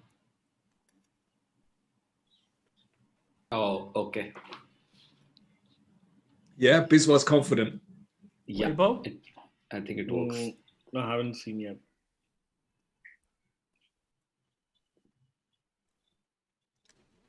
I don't know. Just You can't calculate this out till the end. It's more like intuitive. Knight G6. But then he takes with the bishop. Okay. Is it? Can I say? Yeah, please. Rook takes on f6. And why do you want to play it? Because Mikhail Tal does it. I have no idea. No, then here, rook takes and then queen e5, pinning the rook, and then rook a6, but then some discovered attack, something. Well, okay, Biswa, if we're going to look for a kind of a positional justification for this sacrifice, you'll notice that once that dark squared bishop has been eliminated, then all those dark squares around black's king are really, really weak. So actually, you're spot on. It's absolutely correct. And yeah, you said you wanted to get the queen into e5. Absolutely. So actually, Nigel played a very simple move now, knight g4, hitting the rook. And it means that, well, it just opens up the position for white's pieces. Rook f5 played. Instead of rook f5, okay, what would happen if black played rook to f8? Nice.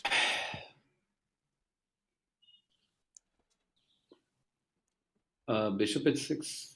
No. Think. Probably a good move, but there's something immediate, which is absolutely the justification, your justification for this. Oh, queen e5. Queen e5, check, absolutely. Yeah. Queen e5 check. And if after king queen g7, e5, it's mate. exactly. How? Yeah, that's mate. Knight h6, I think. Yes. Perfect. Okay, can you see those dark squares? They're just open. White can use those dark squares perfectly. Yeah, brilliant. Okay, so the game finished knight g4, rook f5. Now knight h6. A simple move, just attacking the rook. The rook came to h5. It has to keep protecting the e5 square, otherwise queen e5 is mate. And now a very simple move, actually, to finish. How did white finish? Yeah. Very nice move.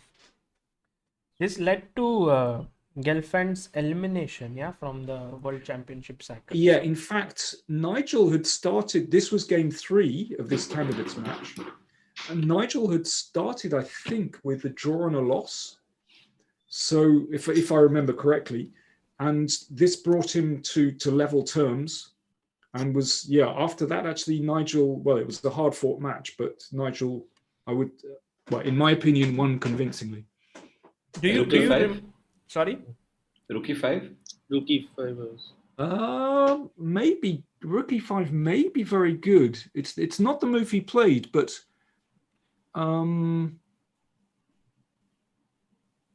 maybe queen. I think rook e5 is probably winning. I was going to say rook e5, queen b8, but then simply bishop f4 should be winning. Nice move, rook e5. Sagar, just 1 second. I can hear that the cat is scratching at my door. Just 1 second. Sure. I'm going to bring the cat in. Oh, nice. We would love it. Sagar, move bata do. Move bata do. Impress kar denge sabko aaj. Oh no, Already ho gaya. The cat ran away. She wants lunch. What's the name of the cat? Mog. M-O-G. Yeah, it's English slang for a cat. It's like a street cat is called a mog. Put a queen d6. Interesting. Queen d6 also looks good. Yeah, I mean, I think these. Yeah, excellent. I mean, I think both these moves you suggested are winning. I think queen d6 is very strong. Yeah. Yeah, it must be. It's the same. I think the same idea. Queen d6 looks at f6 and f8, and he also played queen f4, which looks at both the squares. Yeah. And he resigned here because there's no way to stop. but it's the same story, and you can see it's just crawling in on those dark squares. Yeah. Beautiful. Yeah, it's fantastic. So, as I said, I just found it funny, when I was following the match, and actually I was visited the match. I was in Brussels and visited the last. I was there for the last couple of games, and we couldn't believe it. When Nigel played the Grand Prix Attack, the candidates, and we're going, oh my God, he's just making fun of these guys. This is our secret opening in England. It was really funny. Amazing. But it just shows if you understand an opening system very well, you can actually catch out players. Mm-hmm. So then one question is, if someone goes e4, c5, knight c3 and a6, trying to prevent this, what would you recommend? Because this is something which a lot of people do. Yeah, well, clearly in this case, we shouldn't play our bishop out. Well, definitely not to b5. That is suboptimal. But even to c4, it can be driven away. So actually, in this case, what I've always liked to do is simply play g3. Mm-hmm. And I play the close Sicilian. So I put the bishop on g2. Now, that doesn't, I still like to go f4 sometimes. But that pawn move a6 is actually, I don't think it helps black very much. You can see that, okay, black has started some kind of initiative on the queen side, but it hasn't helped his king side development. So would guys, you? Yeah. I will have to leave. I forgot I have a show. Very sorry about this. I have a show at 4 p.m. People are waiting. I'll have to go. Thanks, Daniel. Thank you so much. I have learned 2 things. Push f5 and then sacrifice on f6. Okay. See you. Very sound. And I look forward to hearing your guitar and your songs. Next time. Good luck, Biswa. Thank you. Bye-bye. Biswa, pleasure. Thank you. You can check this later, whatever. Yeah, I will. I will. Bye. Bye-bye. Okay, cool. So actually, when my opponents do this, I like to play like this, but also it doesn't stop you playing knight to e2 and then playing d4. And actually going back into a kind of open Sicilian where, in fact, this development with bishop b7 is maybe not so effective. But, this is a kind of a question of taste. I've also played just in the normal way with f4 and f5 here. F4 and then put the knight here on f3, d3, castle. Something like that, right? Exactly. Got it. And we'll go to the next game, but just so that there is some, if someone goes e6 also, like, what would you recommend here? Then f4. Now what? Okay, maybe d5. Well, in this case, you can just go. Yeah, bishop b5 maybe. Bishop b5, yeah. And my question is like here, if black ever exchanges the light square bishop with the bishop instead of the knight.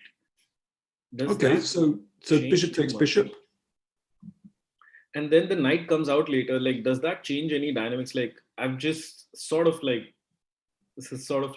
just played it this way that I have to exchange that bishop, and I force myself to. But I don't think I completely understand why that bishop is just exchanged early on.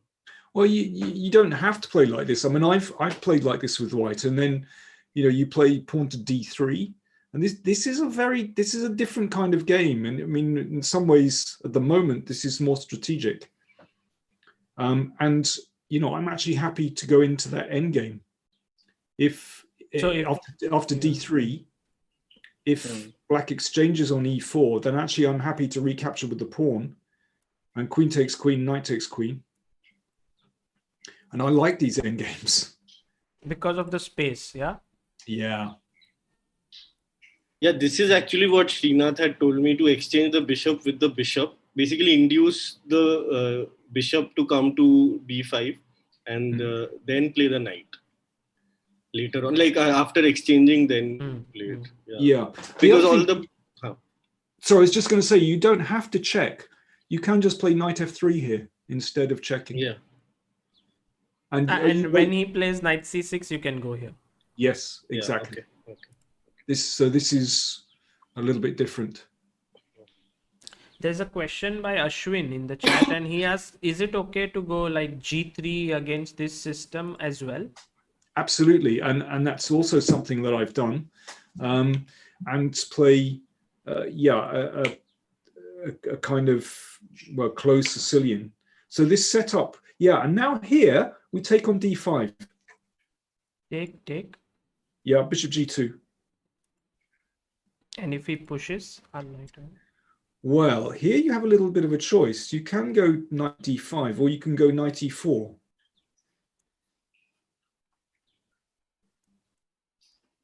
Let's go knight e4. Knight e4, okay.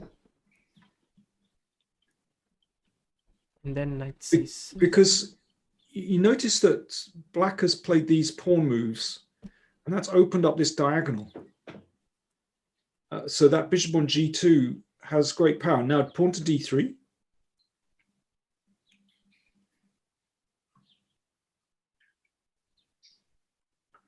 Yeah, now I want to play bishop g5.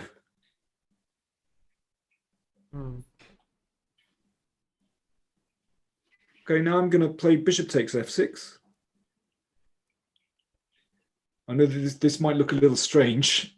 And now we don't. Why don't we play knight takes c5? Yeah, good question. Good question. Mistake. Guys in the chat also, Anirban, Vaibhav, why is this a mistake? Check on a5. Yes. Yeah, exactly. You lose the knight. Yeah, so we don't do that. However, in this position, we need to just develop. So, knight to e2 is possible. And this position you think is good for white? Well, it's playable. I think that white, you're playing quite strategically. You're playing on the light squares, and it's not so easy for black to play this position. White is going to castle and play knight to f4, and I think it's an easier position for white to play than black, basically. Got it. But the thing is, you have to change your strategy a little bit according to how black plays. We can't go f4, f5 and checkmate them on the king sides all the time. Yeah. So it's a lot of this is. Got it. Yeah. But Vaibhav, do you have any questions, like specifically, like which you would want some ideas about? I think most of them got answered, but I don't really have like a specific question as such right now. Yeah, but Sagar, the kind of move order questions that you've been posing are quite important. Yeah. And it is very, very important to think carefully over these first few moves. And decide what strategy you want to use, because sometimes, you mentioned this move, pawn to a6, and I mentioned playing with g3, and actually because that pawn on a6 is slightly, you could argue that maybe, if black plays too many pawn advances on the queen side, it's neglecting development. So that's when I switch strategy and play with pawn to d4. Now, and this is actually terribly dangerous. So e6, d4, and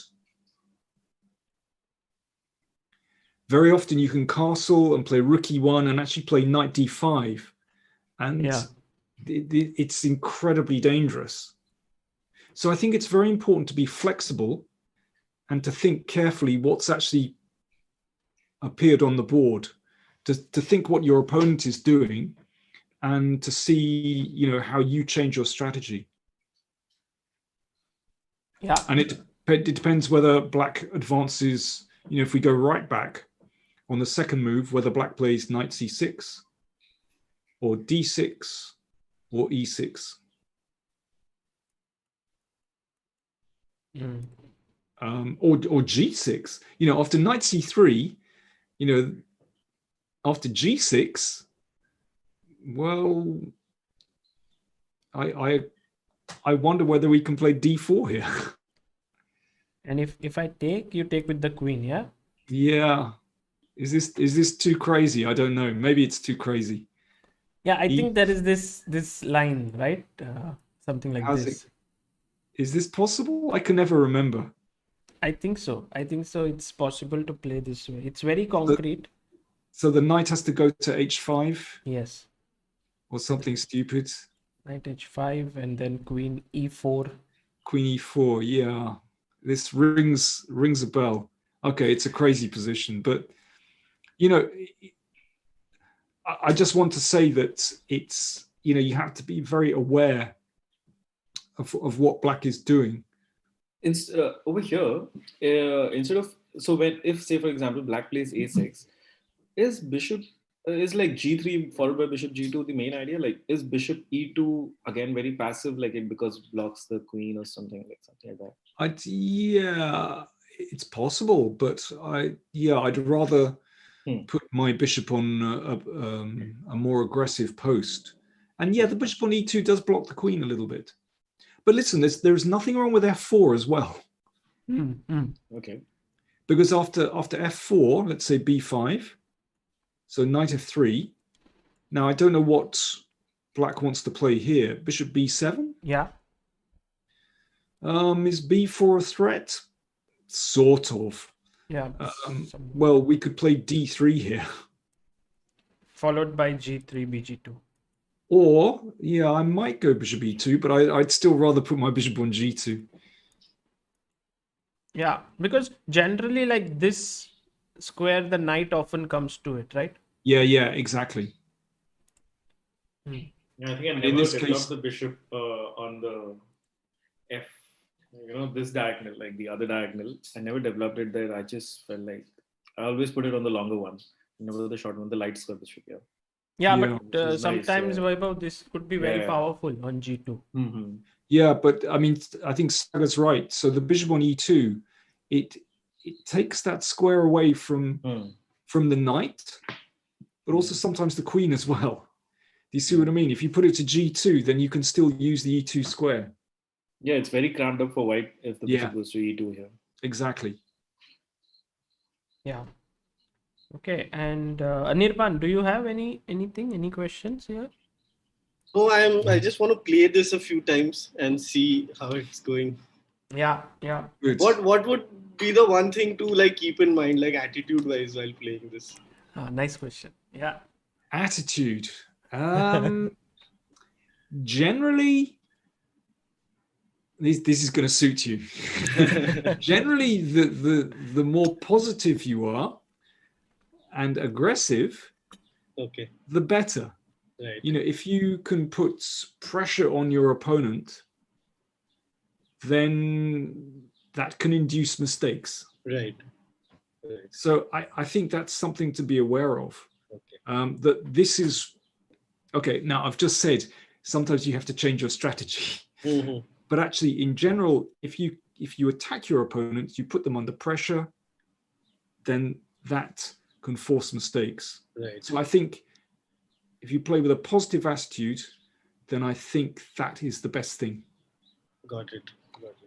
If you this is an aggressive system. Mm. If you play it half-heartedly, Yeah. then it's not quite right. I think it's kind of a little bit all or nothing. Got it. Right. But what why not? Just Yeah. go for it. Now Yeah. sometimes you're going to hit it. It's like that final over in 2020. You just got to make as many runs as possible. Positive attitude. Right. Yeah. I think if There you was- play this, go on, Vaibhav. No, actually, please. I mean, like, if you're explaining this, because I was going to ask a particular situation I get into a bunch of times, Yeah, please do. Ask. but I feel like I don't know if it involves some errors made by Black also, but I'm still just gonna ask nonetheless. I mean, so here, say for example, Knight C6 Yeah. by Black, F4, maybe E6, Knight, Bishop to B5. Okay, you can start with Knight F2. I can start with this also. That's all right. Okay, so and then D4, D5, Yeah. and then Bishop B5. Yeah, in this case, this is good. Just in general, if you can pin that knight, whether the pawn has come to D6 or D5, I would say do it. So here, like, say for example, Black goes A6, I take and he takes back. Yeah, great. This is And really then, nice. And then now I castle. And I don't know if I this is where, so should I wait one more move? Because here after castling, usually Black like either takes on E4 and then my F pawn does never, like, you know, that push of F5, I never get a chance very easily to push it with some like with a support. Okay, Because of these pawns. let's go back a move instead of castles. Here, right, you're changing your strategy a little bit. Because once you've got those double pawns, then you can concentrate on positional play. So should I push E5 first? No, pawn to D3. Okay, and now he pushes D4, and I go Knight E2. Okay, you can. And You can. Whoa! Hold it right there. You can actually play Knight A4. yeah, so this is what Sagar said at that time, that this is probably nicer because now you're attacking the C5 weakness. Yeah. Come back, Sagar. Sorry, I missed this. It was Knight C3, E6, F4. D5, Knight F3, Knight C6, Bishop B5. Takes. A6 takes. D3. D3, D4. Ooh, this one. But then check, can you play C3, yeah? Sure. No, wait. Yeah. Okay. Got to save the knight. Yeah. Yeah. But Queen A5 is. This is pretty good. Okay. And then we can castle and do the same idea with B3, Bishop A3. Hey, I've got the cat. Wow. Oh, hello, Mog. There's Mog. She's come to help. She wants her lunch, basically. Okay, Mog. Mog, concentrate. Do you have like chess, some pictures with her, like you playing chess against her and stuff like that? No, or against him? I don't know. Nothing. No? She's not a keen chess player. Okay. She's a very keen eater. She's a very good cat. She's very gentle. Nice. I'm saying that and hope she doesn't scratch me. She wants to go away. Okay, so Nice. yeah, So, the knight. Here the knight goes to A4, and going to E2 is not as good a move, is it? Would you say? Because I always 100% times used to do this, but then Sagar mentioned that C5 is weak, and then you can take the bishop out on A3 and attack this twice, and then you lose that C5. But listen, I think Knight E2 is also a good move. Okay. Because I think Black's structure is just terrible, and actually you can, it's very difficult for Black to actually do anything with this structure on the queen side. And yes, you can swing your knight over via E2 to the king side. This is also usually like, I just feel like in these positions, like whenever I've reached here, like Black usually goes like knight F6 or something, and then I castle and bring my knight to G3. But like maybe he goes bishop E7, and then I go knight G3, and now I feel like my two knights are there, but it's so difficult to find space to move anything. Is it too cramped of a position, and that's why I should prefer knight A4? Okay, I think this is a fantastic position for White, because strategically you've got him exactly where you want. So right, if you push with f5, I wouldn't rush into it.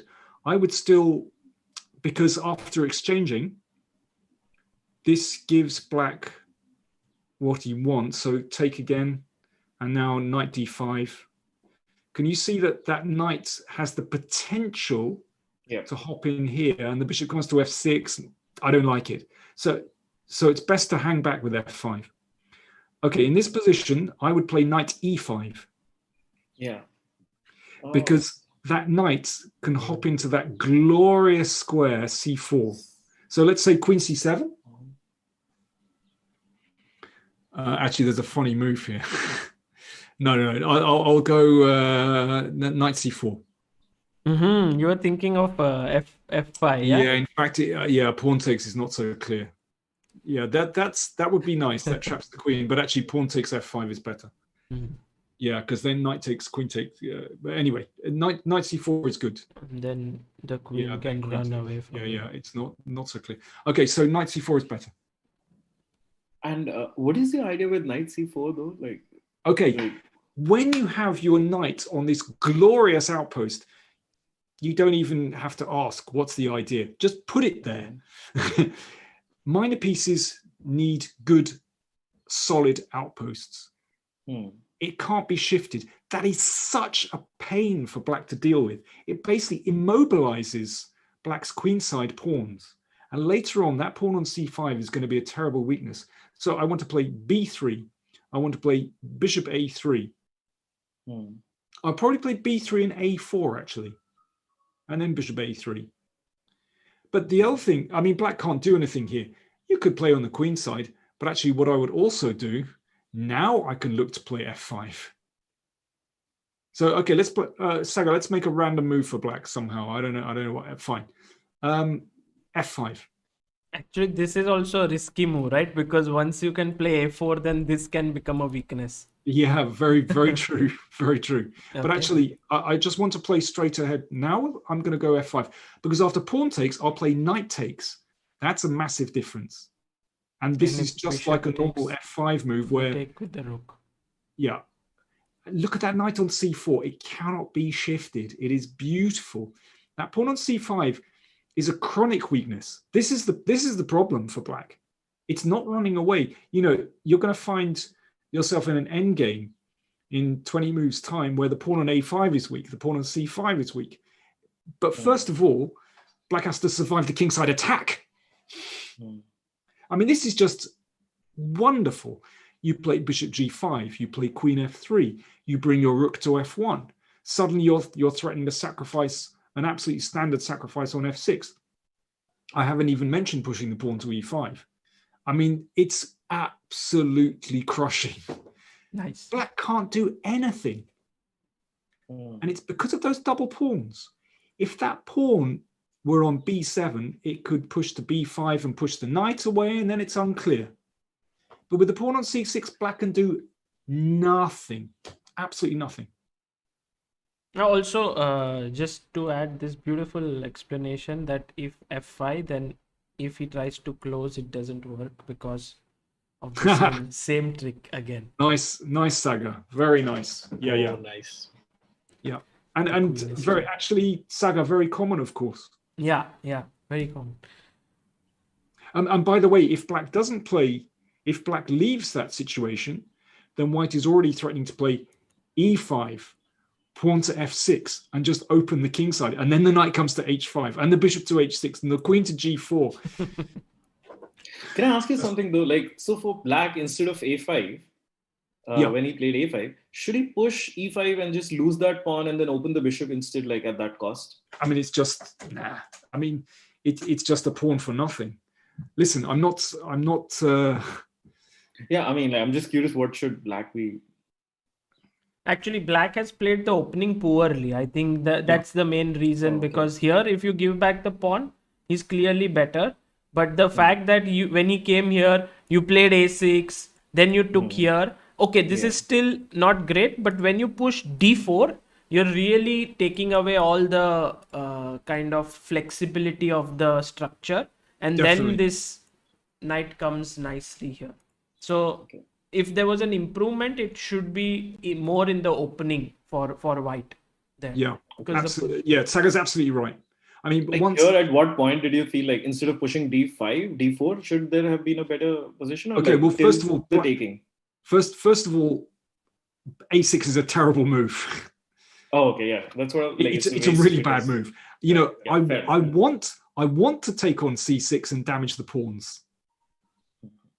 And with a6, you're encouraging me to make the strategic move that I really want to play. So a6 is a fundamental mistake. And actually, I think if black allows bishop takes knight, then this is a wonderful position. And Sagar is absolutely right. Yeah. After d3 and black plays d4, that compounds the error. But I think it's already a very difficult position because white, I mean, the next moves white is going to castle. That's one thing.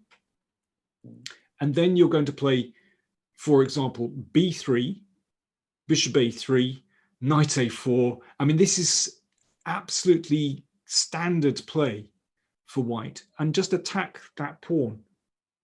And very often black will just have to give it up with c4, but actually often you don't take that pawn, you just occupy the c5 square.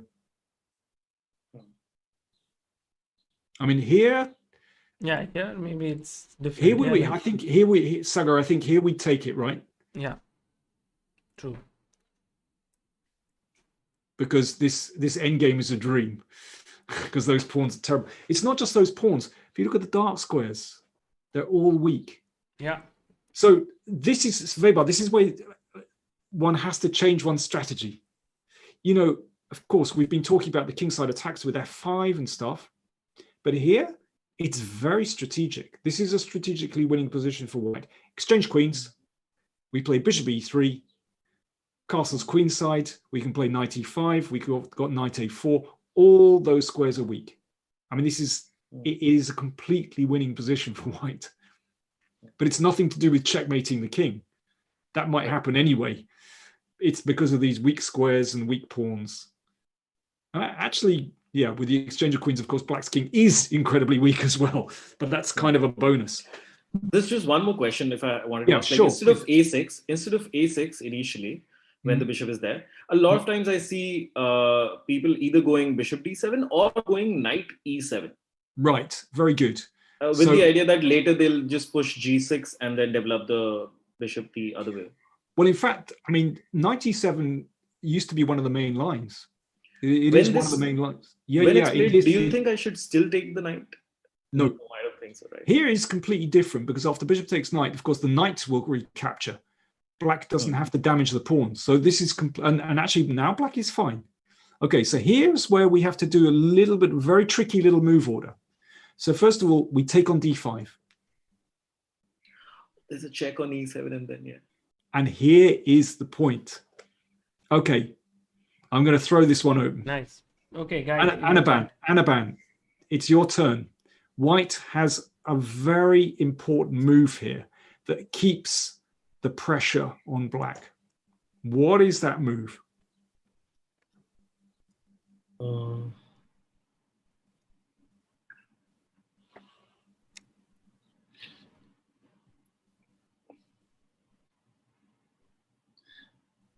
Is it knight to e5?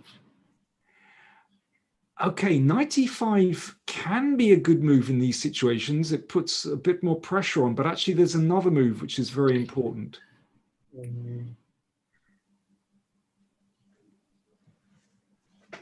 But Vaibhav, you know, we're getting into the detail. Vaibhav, yeah, we're getting into the details of move order. Right, and, you know, this is really specific.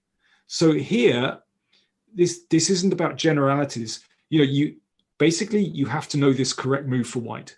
But once you play this move, which we're going to see in a moment, courtesy of Anirban, then actually it transforms the situation and suddenly the pressure is on black. Okay, Anirban, no pressure. Can we add take take a sound to that along with no pressure. But Anirban, it's related to pin. So you have pinned one guy. Let's Okay. Queen E2. Yeah. beautiful. Right. And then. Well done. Huh. So this is a problem. Oh wow. If So black this- goes bishop d7, then just knight d5. Yeah. Yeah, 95. Yeah, exactly. So you can see how strategy has changed. Now, for one moment, black is rather congested. The knight on e7 blocks the bishop on f8. And now we can prevent that knight moving with this clever move. Instead of castling, so we have this clever move, queen e2. And then if someone goes g6, then would you just take here? Okay, this is a really interesting position because actually you can play a very cheeky move here. You can play queen e5 Queen e5. and force the rook to move, and then black is never castling. But in fact, it's not so clear because bishop g7 comes and black wins back a bit of time. But actually, after g6, I think the best move is d4 Oh, d4. because this just puts more pressure on black. This is actually a really difficult move to meet. Well, for one thing, we're just threatening to take a pawn on c5. But if black takes, knight takes. Now we're actually, because of the pin on the e file, we're actually threatening to take the knight on c6. And this is really difficult for black. Yeah, this is already tough. I mean, So what Yeah, should it's really what- tough. Yeah, I mean, like once white brings the bishop to b5 in that position, I mean, is bishop d7 probably one of the better ways? no, but in then fact, you lose d5 pawn. That's the Exactly. problem. You can't Exactly. go bishop d7 here. You lose this pawn. Oh yeah. Let me tell you what the best move for black is. After knight e7, pawn takes pawn. In fact, I think after pawn takes d5, queen e2, this is already a very difficult position for black. Instead of pawn to d5, if pawn takes d5, black's best move is knight takes d5. Uh-huh. But this is so difficult because here you are taking these double pawns and weakened pawns, right? And now black has to play very energetically. But at least black has got rid of that pawn on e4. So it's not so easy for white to attack, and black has some central control. In fact, white, instead of taking on c6, it's better to play knight e5. Ah, okay. Here. But, you know, this is kind of the old main line, you could say. Okay. You know, it's a difficult position for both sides. You know, black can play bishop d7 here, and then you exchange everything on c6.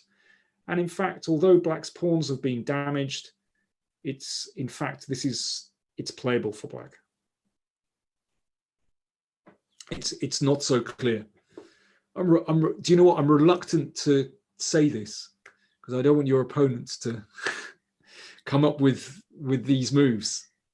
But you can see, you know, it's a very precise move order. And of course, this is still fine for white. You know, you can castle here. Mm-hmm. And you hope to play against these pawns. You know, the knight will come to e4, d3. But it's still about equalish, would you say? Well, I mean, I think black, because of the double pawns and then like... Yeah, but actually I agree. I think with best play, it's probably about equal. I agree. But it's an interesting position, Vaibhav. Like if you play such, the main thing is that people would not want to go in such positions with black because these are weak. It requires a lot of good understanding to go into such positions and then play. Right. But let me tell you, you know, in that position, I don't know what it is, but for a lot of people, it's counterintuitive to actually take on d5 with a knight. Yeah. By the way, in this position, after knight takes d5, another very simple move, just a castle for white. In fact, I think I prefer castling. Knight e5 was kind of the old main line, but castling, I think it keeps a bit more juice in the position. No, not 90. Yeah, d4. D4, I think, is strong. That's a nice sacrifice because All the lines have opened up. Because if you play knight e5, then there's this typical trap here, guys. Why black to play and maybe yeah, win. This d4, queen d4. Yes. Yeah, absolutely. exactly. Yeah. But d4 is very interesting. Yeah, and you have a huge lead in development, and this is coming here, pressure here. This could be dangerous. Exactly. But instead of taking on f4, so bishop e7, and now we take on c6. Should black ever... and go d3. And again, we're playing quite positionally. I want to play knight e4, maybe even sometimes c4 and bishop e3. Depends. Does black ever think that taking on c3 doubles white spawns also? Is that any kind of... Okay, yeah, let's have a look. Okay, now what? Castles or something? Yeah. Well,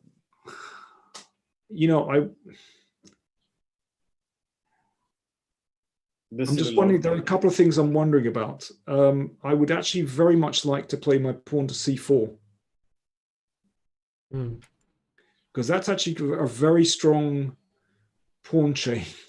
Yeah, I think these double pawns, because of the d3 pawn, is much stronger than these double pawns here, because they are just alone and like sort of isolated. If there was a pawn here or here, then these double pawns wouldn't have been so weak. Yeah, I mean, this is I think strategically very good for white. Mhm. Now, if we just go back a move, in fact, after knight c3, I mean, this is very strategically. I find it very interesting. After knight takes c3, b takes c3, I think an interesting move for black in this position is to play pawn to c4. Nice. Wow. Because if you take this is not good. Well, I don't know. So I mean, it's a really strange position, and actually, I think one possible option for black here is to exchange on d1 and then play c5 to fix that pawn and to open up that bishop. Exactly. Yeah. Wow. I mean, I don't know whether c5 is necessary. Maybe that's an over finesse. I'm not sure. But maybe white can go d4 here. But yeah. But then black can try to kind of open it up, like undouble his pawns this way. Yeah. Then knight e5. I mean, white is ahead in development here. In fact, instead of d4, maybe it's even better just to play knight e5 straight away, Sagar. And maybe just take. Or take on c6, yeah? No, then there's queen b6. Yeah, queen b6, yeah. So take on d3.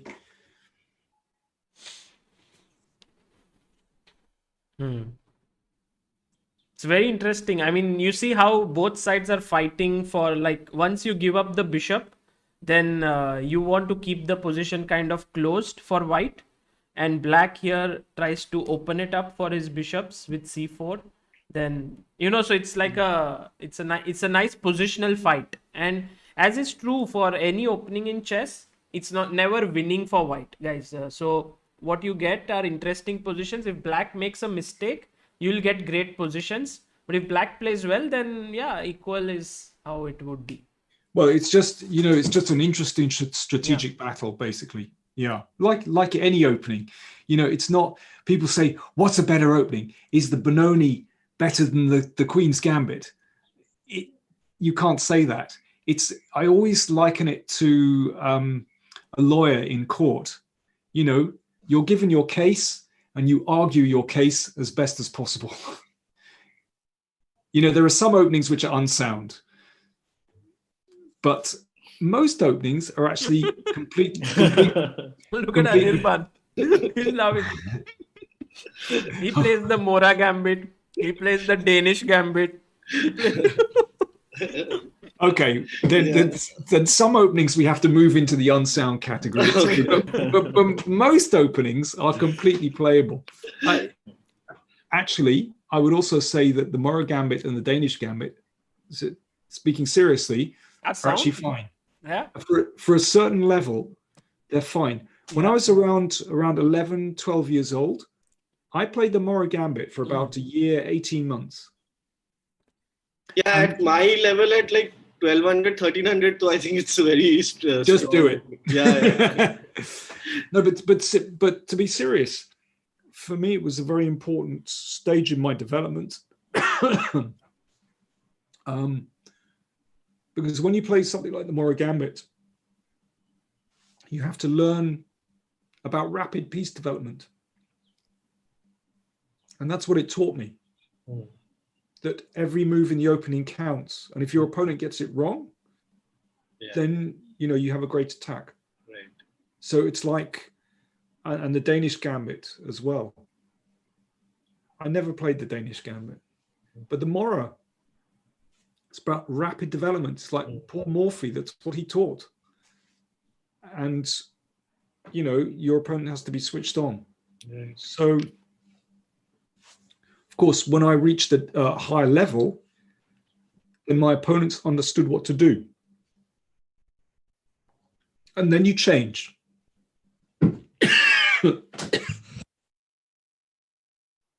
But before then, do it.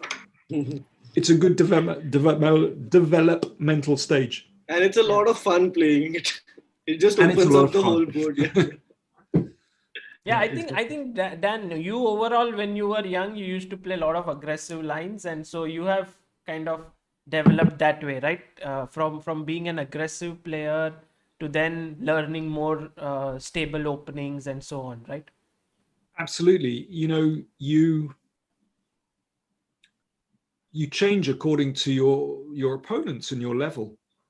So once your opponents begin to understand how to match your aggression, how to counter your aggression, then you have to change your openings and change your style. It's completely normal. But it's a good stage to go through because you understand about the initiative, about attacking chess. Yeah. So I don't condemn the Danish Gambit or the Moro Gambit. However, if you find that the opening isn't working and your opponents are becoming stronger, and understanding what to do against it, well, dare I say it's foolish to continue. Yeah, of course.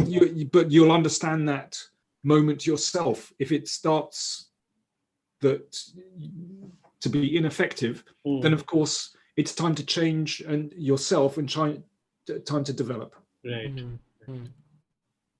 Great. I mean, this was unbelievable. I think we've been talking about the Grand Prix for over 2 hours now, nearly 2.5 hours. So it is amazing. Dan, your patience is tremendous. Also, Vaibhav and Anirban, you guys' stamina is great because we've been looking at for so long. Just to tell you guys, one line which eventually at some day, which you may have to look at, or we may do a part 2 or something of that sort, is this line, because I think this is one of the most critical lines as well. Absolutely. I can give away a secret. Okay. This is how I play with black. Okay. That's all I'm going to say. Sagar, we should do a part 2. Yes, because this one I think is very important, and also as Dan has been mentioning, that taking the knight here is White's idea most of the time. So here knight jumping directly makes a lot of sense. So yeah, well, we'll do that part 2. Vaibhav, Anirban, thank you so much for being here, for learning. Also Biswa was here. I hope you guys learned and maybe you'll try it in your game. Yes. Thank you so much, Daniel. You're welcome. Yeah, please do try it. Let me listen. Hopefully we can have a part 2, and we can discuss that. Maybe part 2 could be done. I could collect some of their games or doubts, and then we could do that. Yeah, no, I think that would be very instructive actually. that'll be good fun to do. Yeah, excellent. Okay. Listen, Tremendous. Sagar, thanks so much for inviting me on. Hopefully we'll meet up again soon anyway. Yes, very soon. And guys, please check out Daniel King's Power Play Chess YouTube channel. I want all of you to learn from there, because there is really some great content and long-term content, because he's analyzed so many world championship games, so many classical games, so many openings, and also he analyzes regularly the games which are taking place every in the major events. So please do follow it. Yesterday our aim was, when I scheduled it, it was 77.6 k subscribers. I wanted it to increase by 1000. We have reached 78.5. So guys, 100 people here who haven't subscribed yet, please do so. And Vaibhav, Anirban, if you I have guys already have- surprised. Man, excellent. So Good stuff. please do so. And guys, please keep following it. I think it's one of the most genuine chess channels. Like, there's always very good content there. Dan never puts out any content lightly, just puts it out just for the sake of it. That's why I heartily recommend it to all of you. Thanks, Sagar. I really appreciate it. Yeah. Okay, Take care, Daniel. take And care. Thank Okay, you I'm so going much, to go man. now. Thank Guys, you so much. Thank you. Vaibhav, Anirban, really nice to meet you. And Really nice to meet you. yeah, Great to meet you, we'll Daniel. do it again. Yes. Okay, see you guys. Bye now. Bye. Bye. Bye. Thank you, Sagar. Bye. Bye, Vaibhav, you have to try this opening abhi, or I and then you have must. to share the games, some serious games that Absolutely. you play, not just Absolutely. like ऐसा नहीं कि you are just ऐसे उठ गए and you are playing for fun. नहीं, थोड़ा नहीं, ऐसा नहीं, कोई नहीं, I serious do. game when you play this opening, please I'm share. so glad you bought this. ये जो particular position है, this is what Samay played against me during the COV also. This one. Yeah, Which he one? got the knight here when he did not push D7, Yeah. and he got the knight there. So that was very interesting. In this position, I usually bring the bishop back to E7, but E2. But yeah, I mean, Here I believe, like, Yeah. and maybe Dan will clarify it next time. Castles is a very good move, because you can just give up this bishop over here and play for development lead. okay. So but we'll play, we'll cover it wait later. for the part 2, and also when you play it, I think we'll have some ideas there. Absolutely. This is just amazing. Yeah? I mean, the power of that F5 move, when and how to Yeah. see, this is just amazing. I think also it's sometimes it's inspiring to know that a player of Nigel Short's caliber tried it at the candidates, won it. It gives you added confidence to try it against good players and so So on. when he yeah. was telling this story about Grandprix, that when Nigel Short tried it out, was it not like very popular till then, Grandprix? No, I mean, it was popular in the English circuit. They were playing all the English players.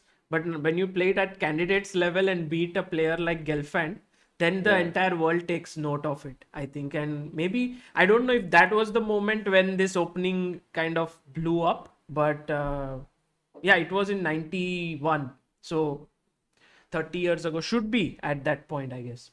Yeah, that's amazing. Thank you so much, Sagar. Take care, Vaibhav. It Thanks. was really nice. Yes, bye-bye. All right. See you. Bye. Guys, that was Daniel King. Did you enjoy this session? I don't know how many of you were here from the start of it. Ashwin says bishop c4 is the best. Also, castle is very good. Yes, I have played once castles in my tournament. Like one, guys, I'm essentially a d4 player and a knight f3 player. But one fine day at Kolkata Open, when I was facing Grandmaster Tejas Bakre, I opened the game with one e4. He played c5, and I didn't know like what should I do. So I played the Grandprix, and actually we reached this position. He played knight d4, and I castled. He took, I took. He played a6. I came back, and I remember that this was the game. Then I played d3. I went queen e1, queen h4. I played something like f5, and it was very easy to play. This is what we just learned right now, all these concepts. So it's a lot about concepts. Also, I want to clearly clarify that although the title of this video is Crush the Sicilian and so on, it's an interesting opening. It's not like white is winning or something. So please learn it. Try to, if you have any questions, write to me on chessbaseindia@gmail.com. Send your doubts, and I think we can ask Daniel to help us further. But I truly find him amazing that he spent so much time. He was so patient. I want to ask you guys, did you enjoy this session in the chat? Please let me know. Did you like it? And did we reach 78.6? Yes, we reached it. Well done. Thank you so much, all of you who subscribed. This was the idea that, he teaches here, and a lot of us go and learn from him in future as well. Yes. Great sessions. Gawain Jones is one of the top GMs who played this a lot in English circuit. Ashwin, yes, true. Gizmo Girl, it was good. Rohan Thakre, yes, we'll replay it and study it again. Yes, I'll try to put the timestamps, like if someone can put in timestamps would be great. Then I can put it in the description. It'll come in the video as well. Dwij says one of the best streams. Karthik Krishnan, thanks for taking the time to do this. Sagar, thank you. Abhir Tibrewal, truly amazing session. Fahad Haq, very informative. Shubham Patel, loved it. Advaik Baga, loved it. Great. I'm very glad that you all liked it. Ipsha says it was great. Akshay Mohan, great stream, loved it. Cool. Thanks a lot for enjoying. You have written about Title Tuesday. I'll try to see if I can play. It's very late in the night, and also I'm just recovering from COVID, so I don't want to overstretch. Yesterday I tried to run a bit in the house. We got this new treadmill, and then after that I just couldn't get up for some time. So it's clear that I need to take some more rest in general. Like streaming and all is natural, can do it, but late night streams a little bit, I'm trying to be careful. That's the only thing. Yes, all those who have doubts, please send it across to me on chessbaseindia@gmail.com if you have any in this, and we'll try to collect them. And when there is a sufficient number of doubts, we will do a part 2 of this with Daniel King. Take care, guys. Bye bye.